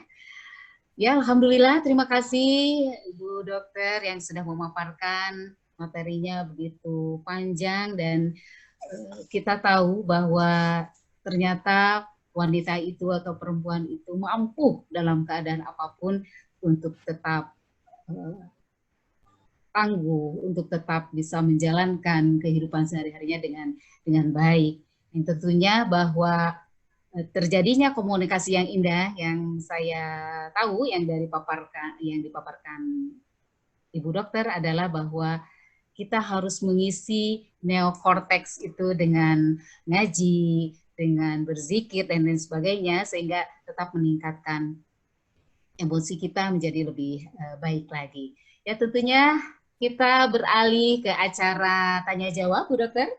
Ya, kita panggil kepada ibu-ibu yang mau bertanya, boleh 2 orang saja. Kami persilahkan. Ibu Yana Mardiana, angkat tangan. Ibu Yana, oke. Silakan Ibu Yana, sebutkan nama dan dari mana.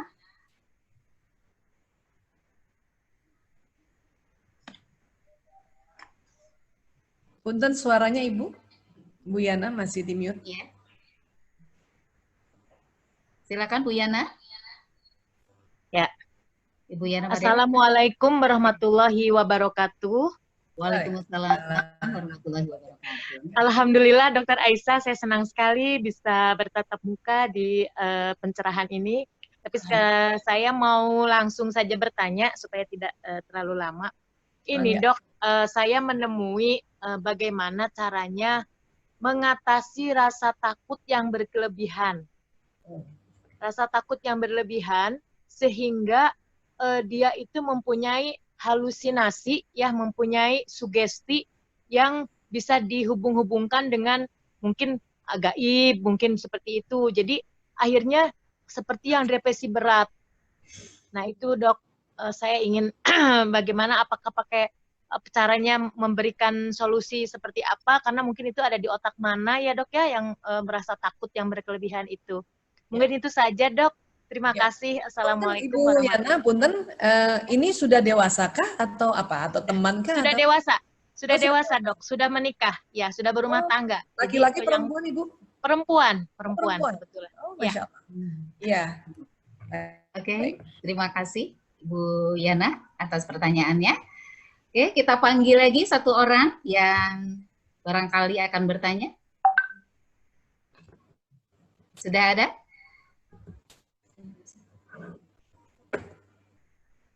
Oke. 1 orang lagi saya panggil.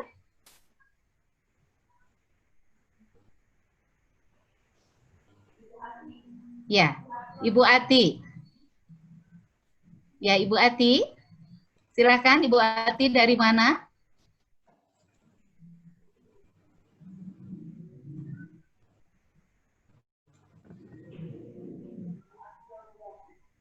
Silakan Ibu Ati, saya panggil. Ibu Ati Rodiah. Ya, Ibu Ati Rodiah. Sudah ada?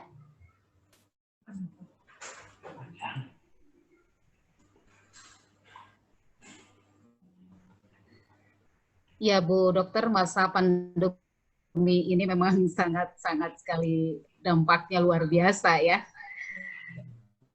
Kemarin saja saya kedatangan ini sambil menunggu kedatangan tamu ya yang ingin konsultasi tentang keluarganya.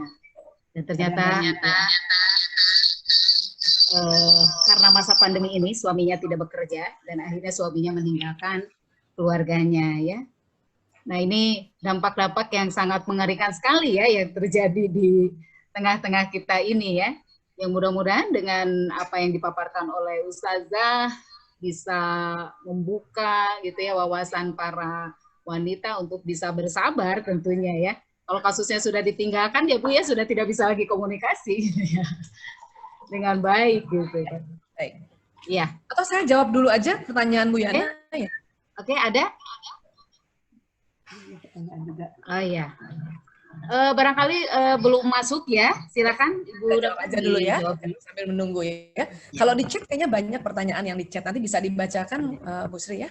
Iya. Ya, Bu Yana, rasa takut yang berlebihan karena ada halusinasi ini ada dua faktor ya. Satu, kalau dia merasa ada halusinasi ya, bisa karena memang bukan halusinasi, dia memang melihat. Ini biasanya yang terjadi pada orang-orang yang kategori indigo ya. Indigo itu mata ketiga di sini, pertemuan dua alis, cakra mata ketiga itu terbuka.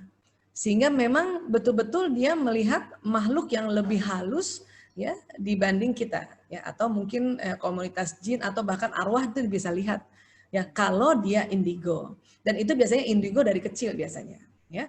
Tapi ada juga kalau ada halusinasi itu karena kepribadian zizoid ya. Artinya dia sudah mulai ada ciri-ciri dari gangguan kejiwaannya atau orang disebut schizofrenia. Ya. Tinggal dilihat wajahnya. Kalau wajahnya rata, kayaknya nggak ada energi, itu bisa karena schizofrenia, gangguan kejiwaan. Tapi kalau dia kayak kita mukanya biasa, masih bisa ngobrol juga, terus sekali-sekali dia bilang, punten Ibu, aku teh takut banget di rumah sana tuh kayaknya ada jurik kan gitu, ada jin.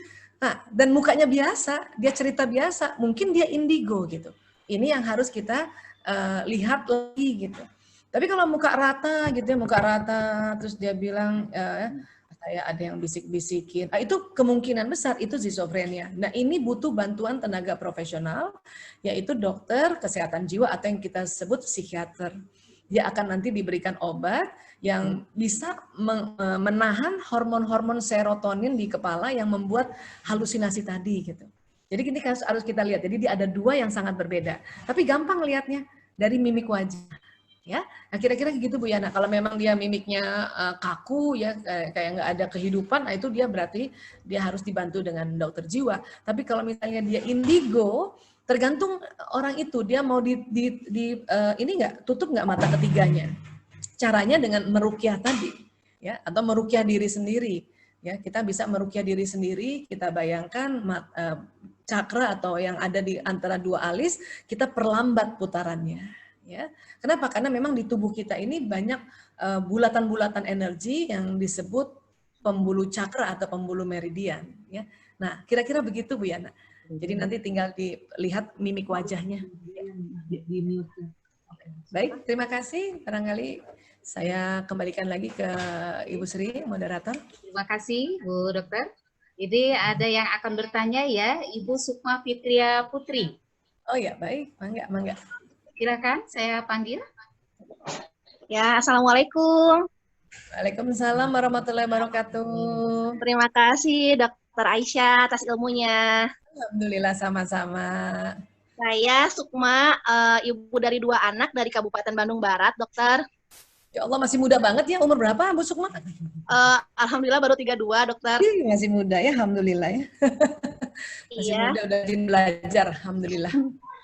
Ya gini Dokter, tadi dari pemaparan dokter, saya menyadari Dokter bahwa kalau otaknya wanita tuh banyak banget ya Dokter yang difikirkan, bahkan banyak banget yang di-manage. mulai dari jadwal, apalagi di masa pandemi gini, mulai dari jadwal anak balita, 2 balita saya, jadwal keluarga, menu makanan, sampai kepada manajemen lainnya gitu ke dokter. Saya hitung, saya list, itu sampai 21 manajemen yang benar-benar harus saya koordinir dengan baik. Tapi setelah saya menentukan tema-tema koordinir yang seharusnya saya koordinir dengan baik, saya suka bingung sendiri, dokter.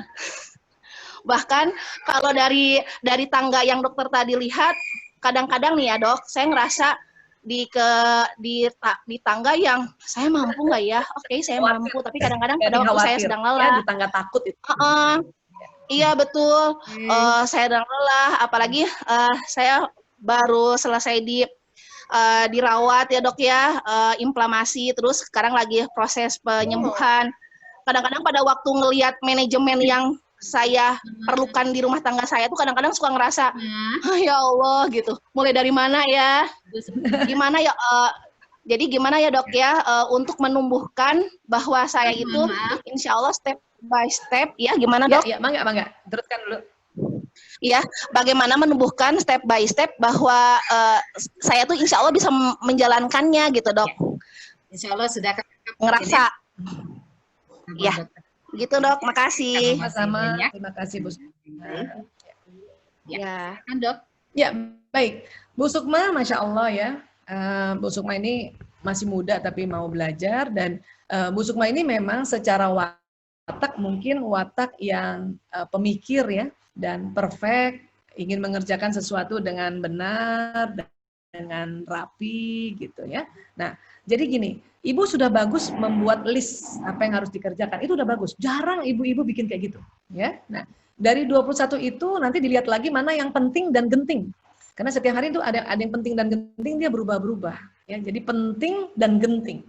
Ada yang penting tapi nggak genting. Ada yang genting tapi nggak penting, itu masih bisa di belakangan aja itu. Tapi yang penting dan genting, misalnya anak-anak masih balita ya, dia perlu makan, maka itu ya suami kalau misalnya masih di rumah aja kan masih lebih enak ya kita atur makanan. Tapi kalau udah harus kerja, makanya pagi-pagi kita sudah siapkan makannya. Itu dulu, itu penting dan genting. Anak dan suami terutama pagi hari untuk masalah makanan, ya makanan dan minumannya gitu. Baru nanti yang lain-lainnya apa? Itu mangga Bu Sukma lihat dari 21 itu. Ya. Nah, kemudian pada saat emosi kita khawatir tadi, takut, ya Bu Sukma sebisanya duduk tenang dulu. Tarik nafas, istighfar. Ya Allah, saya teh khawatir, ini nggak bisa dikerjain semua. Astagfirullahaladzim. Berkali-kali, astagfirullahaladzim. Tapi istighfarnya gitu ya. Kita harus dilafazkan. Karena pada saat kita melafazkan, istighfar itu karena huruf jahar secara tajwid itu banyak, maka karbon dioksida itu keluar dari mulut banyak, maka nanti hidung tarik oksigen. Jadi istighfarnya tenang-tenang aja. Astagfirullahaladzim. Nah, beri kesempatan hidung tarik oksigen. Nah, nanti oksigen akan jalan ke seluruh tubuh, terutama di kepala, tanpa terasa nanti level emosi ibu udah naik ke semangat. Kalau ibu semangat, berarti ibu sudah 200 Hz frekuensi energi di tubuh ibu, makanya ibu nanti tanpa terasa badan ini ringan mengerjakan sama semua gitu. Ya, nah gitu. Jadi lihat genting dan penting, kita list setiap hari itu beda-beda tuh. Ya, mana yang penting? Kalau hari libur barangkali penting-gentingnya ya bukan hanya makanan suami, mungkin makan suami bisa masak sendiri atau itu dilihat lagi kayak gitu. Ya, cuman memang karena ibu wataknya hasratnya sempurna, tentu ibu jadi kepikiran. Ya, nah itu ibu istighfar lagi.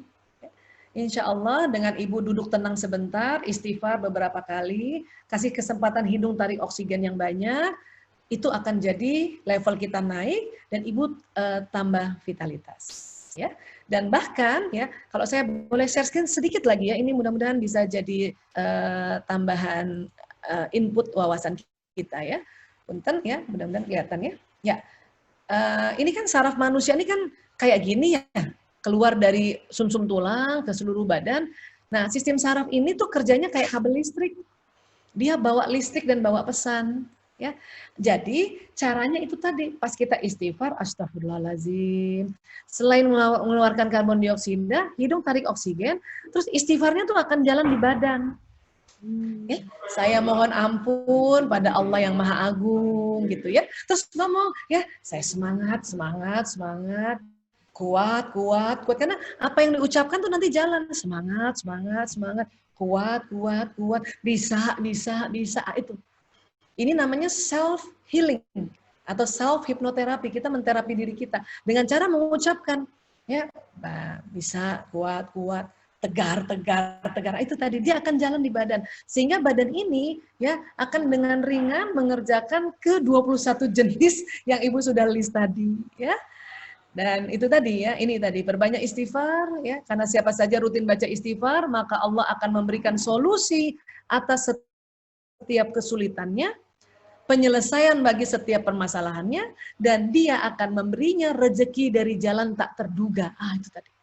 Ini keutamaan istighfar dari satu hadis saja sudah 3. Kalau Ibu menganggap selama pandemi ini ada kesulitan karena kerjanya double-double, perbanyak istighfar dulu. Supaya ya kita kan dijanjikan oleh Rasulullah SAW bahwa Allah Subhanahu Wa Taala memberikan solusi. Terus kalau Ibu menganggap ini masalah, perbanyak istighfar dulu. Supaya Allah memberikan penyelesaian. Ya. Dan kalau misalnya kita juga buka dompet, uang kok tinggal sedikit ya. Itu pantang berpikir pinjam sama siapa, minta uang siapa. Kenapa? Karena seringnya kecewa. Minta sama kakak, sama teteh, tetehnya juga pasti nggak punya uang gitu. Makanya diminta oleh Rasulullah SAW kita perbanyak istighfar karena Allah memberi rezeki dari jalan yang tak terduga. Ya, dan ini luar biasa. Ya, ini andalan kita ya sebagai umat Islam untuk perbanyak istighfar. Ya, itu kira-kira. Ya, mangga. Dan ini saya mau kasih lihat satu lagi ya sebelum kita mungkin ada yang mau tanya. Ya, ibu-ibu punten, tubuh kita itu dia tuh begini nih, ada sinyalnya. Ya, dari mana sinyalnya ini? Dari ini pembuluh meridian tadi yang saya sempat ucapkan dari pertanyaan Bu Yana. Ya, dan ini ada bulat-bulat. Apa sih ini? Itu kayak pori-pori, tetapi bukan yang di kulit. Kalau pori-pori yang di kulit itu kan ngeluarin garam, minyak. Ini di bawah kulit. Dia bentuknya bulat-bulat, jumlahnya 360. Apa sih itu Bu Aisyah? Itu kayak pintu. Pintu apa? Pintu cahaya. Pintu gelombang elektromagnetik. Dan dia berputar nih bulat-bulatan ini. Berputarnya ke kiri. Kalau putarannya kencang, maka sinyal itu banyak Pak. Ya. Dan tadi kalau ya, pertanyaan Bu Yana ya, kalau yang indigo, itu ini di sini nih, cakra di mata ketiganya. Kalau dia berputarnya kencang, itu sinyalnya kencang, makanya dia bisa melihat makhluk yang di bawah frekuensi makhluk jasad badan seluler ini Bu.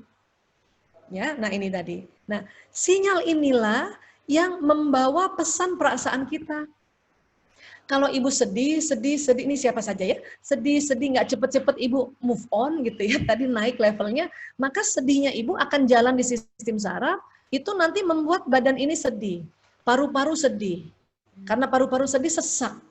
Belum kena corona udah sesak. Ya, jantung sedih, lambung sedih, karena lambung sedih keluar asam lambung. Kadang kebanyakan asam lambung, makanya lambung kita jadi gendut, menggembung. Kadang naik ke mulut kita, makanya itu disebut GERD. Ya, nah selain itu sedihnya Ibu nanti didorong oleh sinyal ini. Kemana? Pertama rumah. Makanya seluruh rumah tuh nggak enak perasaannya nanti. Ih kenapa ya kok saya sedih, kata anak kayak gitu.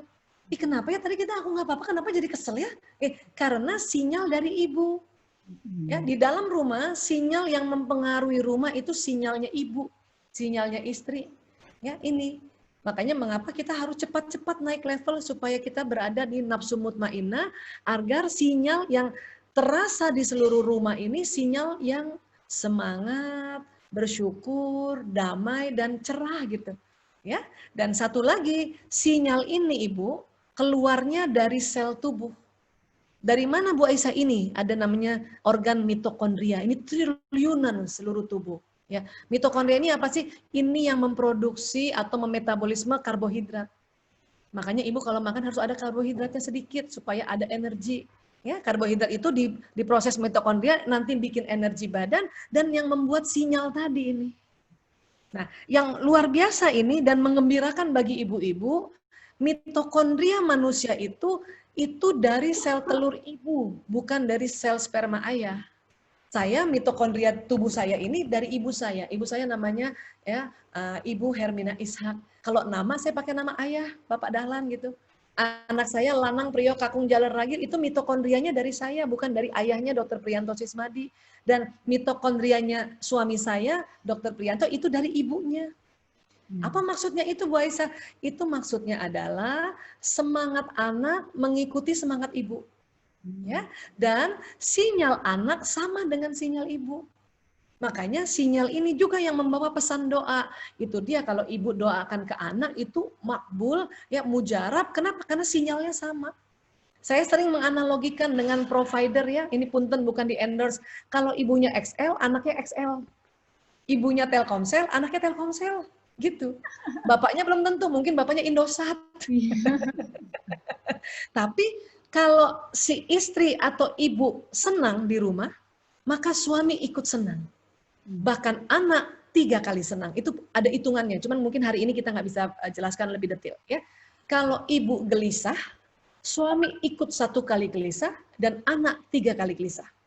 Kalau ibu bahagia, suami ikut bahagia, anak 3 kali bahagia.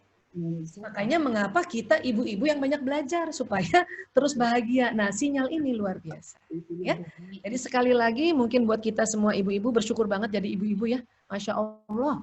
Ya, udah otaknya dibuat bisa kerja multitasking, sinyalnya sama anak gitu. Jadi kalau ibu ada merasa anaknya suka tantrum kah, marah kah, ibu sebelum ibu tegur tuh anak atau ya ibu lihat ya kalau udah bahaya ibu peluk, kalau misalnya masih belum bahaya ibu dari jauh doain. Ya Allah saya kirimkan Al-Fatihah ini untuk anakku. Sebut namanya Fulan bin Fulan kah atau Fulana binti Fulan, Al-Fatihah. Ya. Dan menurut surat Ali Imran 159 kita kan diminta oleh Allah untuk lemah lembut terhadap mereka. Mereka ini bisa anak, bisa pasangan hidup. Kenapa? Karena kata Allah kalau kita keras dan kasar, mereka akan menjauh dari kita. Ya, terus ada lanjutan ayat itu, maka maafkan mereka dan mohonkan ampun baginya. Jadi kalau ibu lihat anak lagi masalah atau suami masalah, minta sama Allah, ya Allah saya mohon ya Allah, astagfirullahaladzim ya Allah, mohon lemah lembut. Terus kita doakan dia tuh, kirimkan Al-Fatihah, terus kita bilang kan karena disuruh Allah, maafkan mereka. Ya Allah saya maafkan anakku ini ya Allah, dia sedang tantrum ya Allah, Fulan bin Fulan ya Allah. Dan kata Allah, mohonkan ampun baginya. Ya Allah ampuni dia ya Allah, ampuni dia ya Allah. Ibu pada saat seperti itu, Allah akan turun. Ya, memerintahkan malaikatnya untuk melindungi anak kita. Barulah kita ajak musyawarah. Baru kita, kenapa sayang? Nah itu akan jadi lebih mujarab. Tadi ada beberapa saya lihat di chat, ada yang bertanya tentang anak. Ya ini saya kasih sekalian supaya mungkin bisa juga dibikin jadi suatu tips ya, dan mudah-mudahan ini bisa digunakan. Ya. Baik, saya kembalikan lagi kepada Ibu Moderator. Terima kasih, Mbak Aisyah, bertambah lagi ilmu kita. Masya Allah, banyak hal yang kita sangat belum tahu ya, sehingga kurang memaknai diri kita sendiri. Ya, ini ada chat. Penelitiannya baru, Bu. Penelitiannya baru memang. Oh, baru ya? Ya, tahun 2000-an itu. 2000-an. Mudah-mudahan ini bisa disampaikan lagi ya sama ibu-ibu ya, kepada teman-teman yang lainnya. Agar secepatnya disampaikan supaya kita ya membuat ibu-ibu bahagia tadi. Bahagia. Tagline-nya tadi kamus apa? Kamus pendopo membangun keluarga seindah surga. Oh, keren. Oke, ini ada Ibu siapa? Ibu Hidaul Hidayah, ya, Hidaul Hidayah. Saya ibu dengan 3 anak laki-laki, subhanallah, ibu yang dokter berikan sangat berarti karena sekarang mengerti komunikasi dengan suami dan 3 anak, dengan memahami bagaimana emosi dan otak laki-laki. Oh, ini maaf dok, ini hanya pernyataan saja. Oh, Masya Allah. Terima kasih Bu Ida, tetap semangat ya. Ya. Oke, ini sebentar. Tadi hilang chatnya ke atas sedikit. Oke. Iya, ini dari Iswaro. Bertanya nih Bu. Saya sudah pernah bilang ke suami karena keseharian suami sudah ada sering di luar rumah. Oh iya, di rumah itu lebih banyak waktu bicara dengan istri dan anak. Gitu. Tapi ternyata sampai di rumah malah pegang gadget. Gitu. Aduh, gitu. Gemes ya. Pasti sangat tidak suka banget gitu ya dengan hal seperti itu. Nah ini bagaimana agar terjadi komunikasi indah yang baik itu antara suami dan istri ya, karena melihat suaminya pegang gadget terus. Terima kasih. Iya. Ya, Ibu, ini banyak banget ibu-ibu yang gemes kayak gini tuh, istri-istri gemes kayak gini tuh, banyak banget. Saya bahkan dulu sebelum belajar banyak tentang otak pria wanita, belajar watak dan sebagainya, itu gemes banget itu. Rasanya pengen maaf ya, pengen umpetin tuh gadgetnya kan, gitu ya. Itu artinya lumrah ya, wajar. Nah, kalau ada suami yang memang lebih senang keluar dan ketemu temennya, itu kemungkinan besar wataknya. Wataknya apa? Ada laki-laki, ada suami yang wataknya memang senang bekerja di luar rumah atau senang berada di luar rumah dan lebih senang bersama teman. Itu ada yang ya. Nah, memang kita berharap dia meluangkan waktu untuk kita gitu ya. Nah, biasanya boleh ibu ya minta sama suami, caranya gini Bu. Laki-laki itu nggak suka dibawelin, nggak suka. Pas dia datang, ya kemudian kita ngomong nggak suka. Laki-laki lebih senang kalau kita mau bicara serius, kasih tahu dia dan minta waktunya. Dia datang misalnya di rumah jam 4. Kita bilang, Abi, ayah, nanti jam 8 ya, setelah pokoknya udah beres sholat isya, jam 8 aku mau ngomong ya, serius. Sebentar aja, 15 menit aja. Nah gitu. Tentukan jadwalnya dan kasih tahu berapa durasi waktu. Dan ingat, laki-laki nggak mau, ayah aku mau ngomong 2 jam aja, itu nggak mau dia. Ya. Jadi dalam hitungan menit, 5 menit aja. Walaupun kemudian kita setelah 5 menit atau 15 menit aja, setelah itu jadi setengah jam nggak masalah. Ya. Nanti laki-laki akan dengan rela, dia simpen gadgetnya karena dia tahu itu hanya 15 menit, dan dia mau dengar kenapa. Nah disitulah baru kita sampaikan, ayah punten banget. Ya, tanya dulu, ayah teh hebat ya. Kita puji dulu, suami itu harus dipuji. Apalagi yang watak yang seneng keluar rumah itu seneng banget dipuji. Ya, kayak suami saya tuh nggak pernah lockdown. Karena ya memang dokter ya, petugas kesehatan juga. Ya, tapi memang orang yang wataknya seneng di luar. Jadi kita puji dulu dia. Setelah kita ajak ngomong ya, ayah alhamdulillah hebat ya. Sering keluar tapi teh sehat. Itu kasih gitu dulu Bu. Walaupun dalam hati kita udah gemes kan gitu ya. Tapi harus dipuji. Ya. Karena kalau untuk bicara sama watak laki-laki yang begini itu harus dipuji dulu. Ya. Ayah punten ya, kita boleh nggak misalnya ya ada waktu-waktu yang bisa ngobrol-ngobrol sama anak-anak gitu. Ya lah nggak usah setiap hari lah gitu. Pas hari libur lah, Sabtu atau Minggu gitu Bu. Ya. Nanti akan dia bilang oke deh Minggu deh kita setiap minggu lah kita ngobrol sama anak-anak. Nah itu laki-laki senang kayak gitu, ya. Kenapa laki-laki senang kayak gitu? Karena laki-laki trauma terhadap perempuan. Kenapa? Karena kalau kita ngomong itu nggak inget waktu. Dan laki-laki tuh suka pening kalau dengar kita ngomong dan kita selalu ganti-ganti topik. Makanya laki-laki malas. Bapak-bapak itu kenapa suka rapat di kantor kalau dia bekerja di kantor? Karena rapat itu teragenda. Jamnya tahu, berapa menit, dan apa yang mau dibahas. Itulah kesenangan laki-laki. Ya, begitu juga kalau kita mau bicara sama anak laki-laki yang sudah mulai dewasa, dan ini serius. Tentukan kapan mau ketemunya, dan berapa durasi waktunya. Dan ingat, dalam bentuk durasi menit, bukan jam. Ya, nah itu. Maka dia akan dengar kita. Setelah itu kita sudah dengar, sudah sampaikan, setelah itu ibu hantem doa Bu, sinyalnya ibu arahin ke suami, ya. Tentu supaya sinyal ini seluruh sinyal bisa ke suami maka harus sebut namanya. Kemudian bayangkan wajahnya, maka sinyal ini akan ke orang yang kita sebut. Ya Allah saya kirimkan doa ini pada suamiku Al-Fatihah. Bayangin wajahnya Bu. Ibu bisa bayangin wajah suami? Ya, nggak lupa kan wajah suami? Kalau ibu susah membayangkan, lihat foto. Makanya di gadget ini harus ada foto suami kalau perlu semua penampakan, tampak depan, tampak samping kanan, tampak samping kiri. Kalau perlu juga tampak belakang. Jadi waktu ibu doain, ibu buka foto ini. Kenapa? Ini kerja otak kanan. Ya Allah, saya kirimkan Al-Fatihah ini untuk suamiku, Fulan bin Fulan, Al-Fatihah. Terus ya Allah, sampaikan pada suamiku bahwa kami merindukannya. Ya, untuk dia punya waktu dengan anak-anak, dengan aku juga. Itu nanti Allah yang kerjain itu, ya. Itu malaikat disuruh itu bisikin itu suami dalam bentuk mimpi kah, dalam bentuk. Nanti dia dengan senang hati tuh Bu, ada waktu untuk kita, ya. Saya begitu. Kenapa? Kalau kita ngomong kasar sama suami, jatuhnya durhaka dan dia tidak mau dengar. kita rugi bertubi-tubi ruginya. Makanya ngomong baik, habis itu hantem doa. Itu mantap, Bu, Insya Allah. Ya, kira-kira begitu. Bu Dokter, ini banyak sekali pertanyaan ya. Kalau gitu, kalau nanti hari ini nggak sempat, chatting di IG aja lah.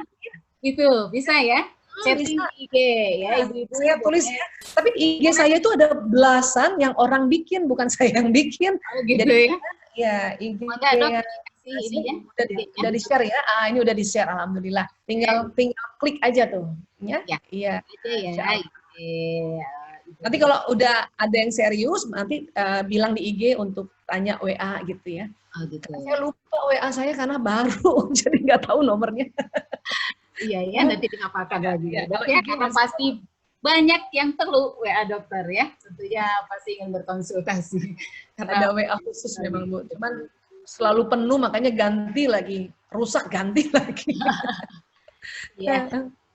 Ibu-ibu yang saya hormati, karena waktu yang terbatas ya, inginnya sih semua pertanyaan bisa diapresiasi oleh Ibu Dokter, yang tentunya biasanya ibu-ibu pengennya langsung gitu ya, bertanya langsung, dijawab sama dokter, tapi mohon maaf sekali lagi karena waktu yang terbatas, jadi hanya 3 pertanyaan tadi saja yang bisa diapresiasi. Juga ada apresiasi buat ketiga penanya, yaitu dapat pulsa ya, dapat pulsa gratis. Boleh hubungi siapa saja sih ya yang dapat? Ibu Yana Mardiana, Ibu Isma Rosa Putri, dan Ibu Sukma Fitria Putri ya. Sebanyak 50.000 ya. Boleh silakan hubungi saja Ibu Eti di nomor 0813 2106 6774. Sudah mencatat Ibu Yana, Bu Isma Rosa, dan Sukma Fitria Putri? Oke, ya, silakan, pasti sudah kenal lah sama Ibu Eti ya. Silakan hubungi saja Ibu Eti.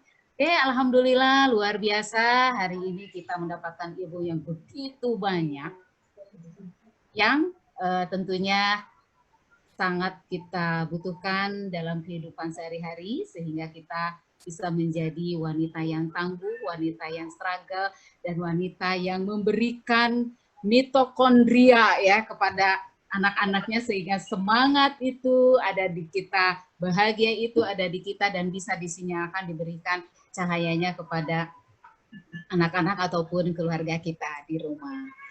Masya Allah, Ibu Dokter, terima kasih saya ucapkan dan kami juga dari panitia mengucapkan banyak terima kasih yang tiada terhingga kepada Ibu Dokter. Mungkin ya ada kekurangan dari kami selaku panitia, juga kepada ibu-ibu semuanya yang luar biasa atensinya ya, terus juga semangatnya. Dari pertanyaan saja yang banyak ini saya bisa menyimpulkan bahwa ibu-ibu sangat semangat menyimak acara ini. Nanti materi kami kirim ke panitia, Bu Sri. Oh, ya. Siap, nanti siap, Bu Dokter. Buat dengan sangat terima kasih sekali. Jadi bisa dibaca ulang lagi nanti. Oke. Ya, ibu-ibu sebelum nanti kita tutup, nanti kita juga ada foto bersama ya. Jadi jangan meninggalkan terlebih dahulu. Jangan cepat-cepat ke dapur, jangan cepat-cepat ke mana-mana, begitu ya. Nanti kita akan berfoto bersama. Saya panggil lagi ibu-ibu semuanya dengan Kamus Pendopo. Membangun keluarga surga. Mau tahu ya? Coba Ibu Dokter, saya panggil ya Bu ya dengan tagline. Oke.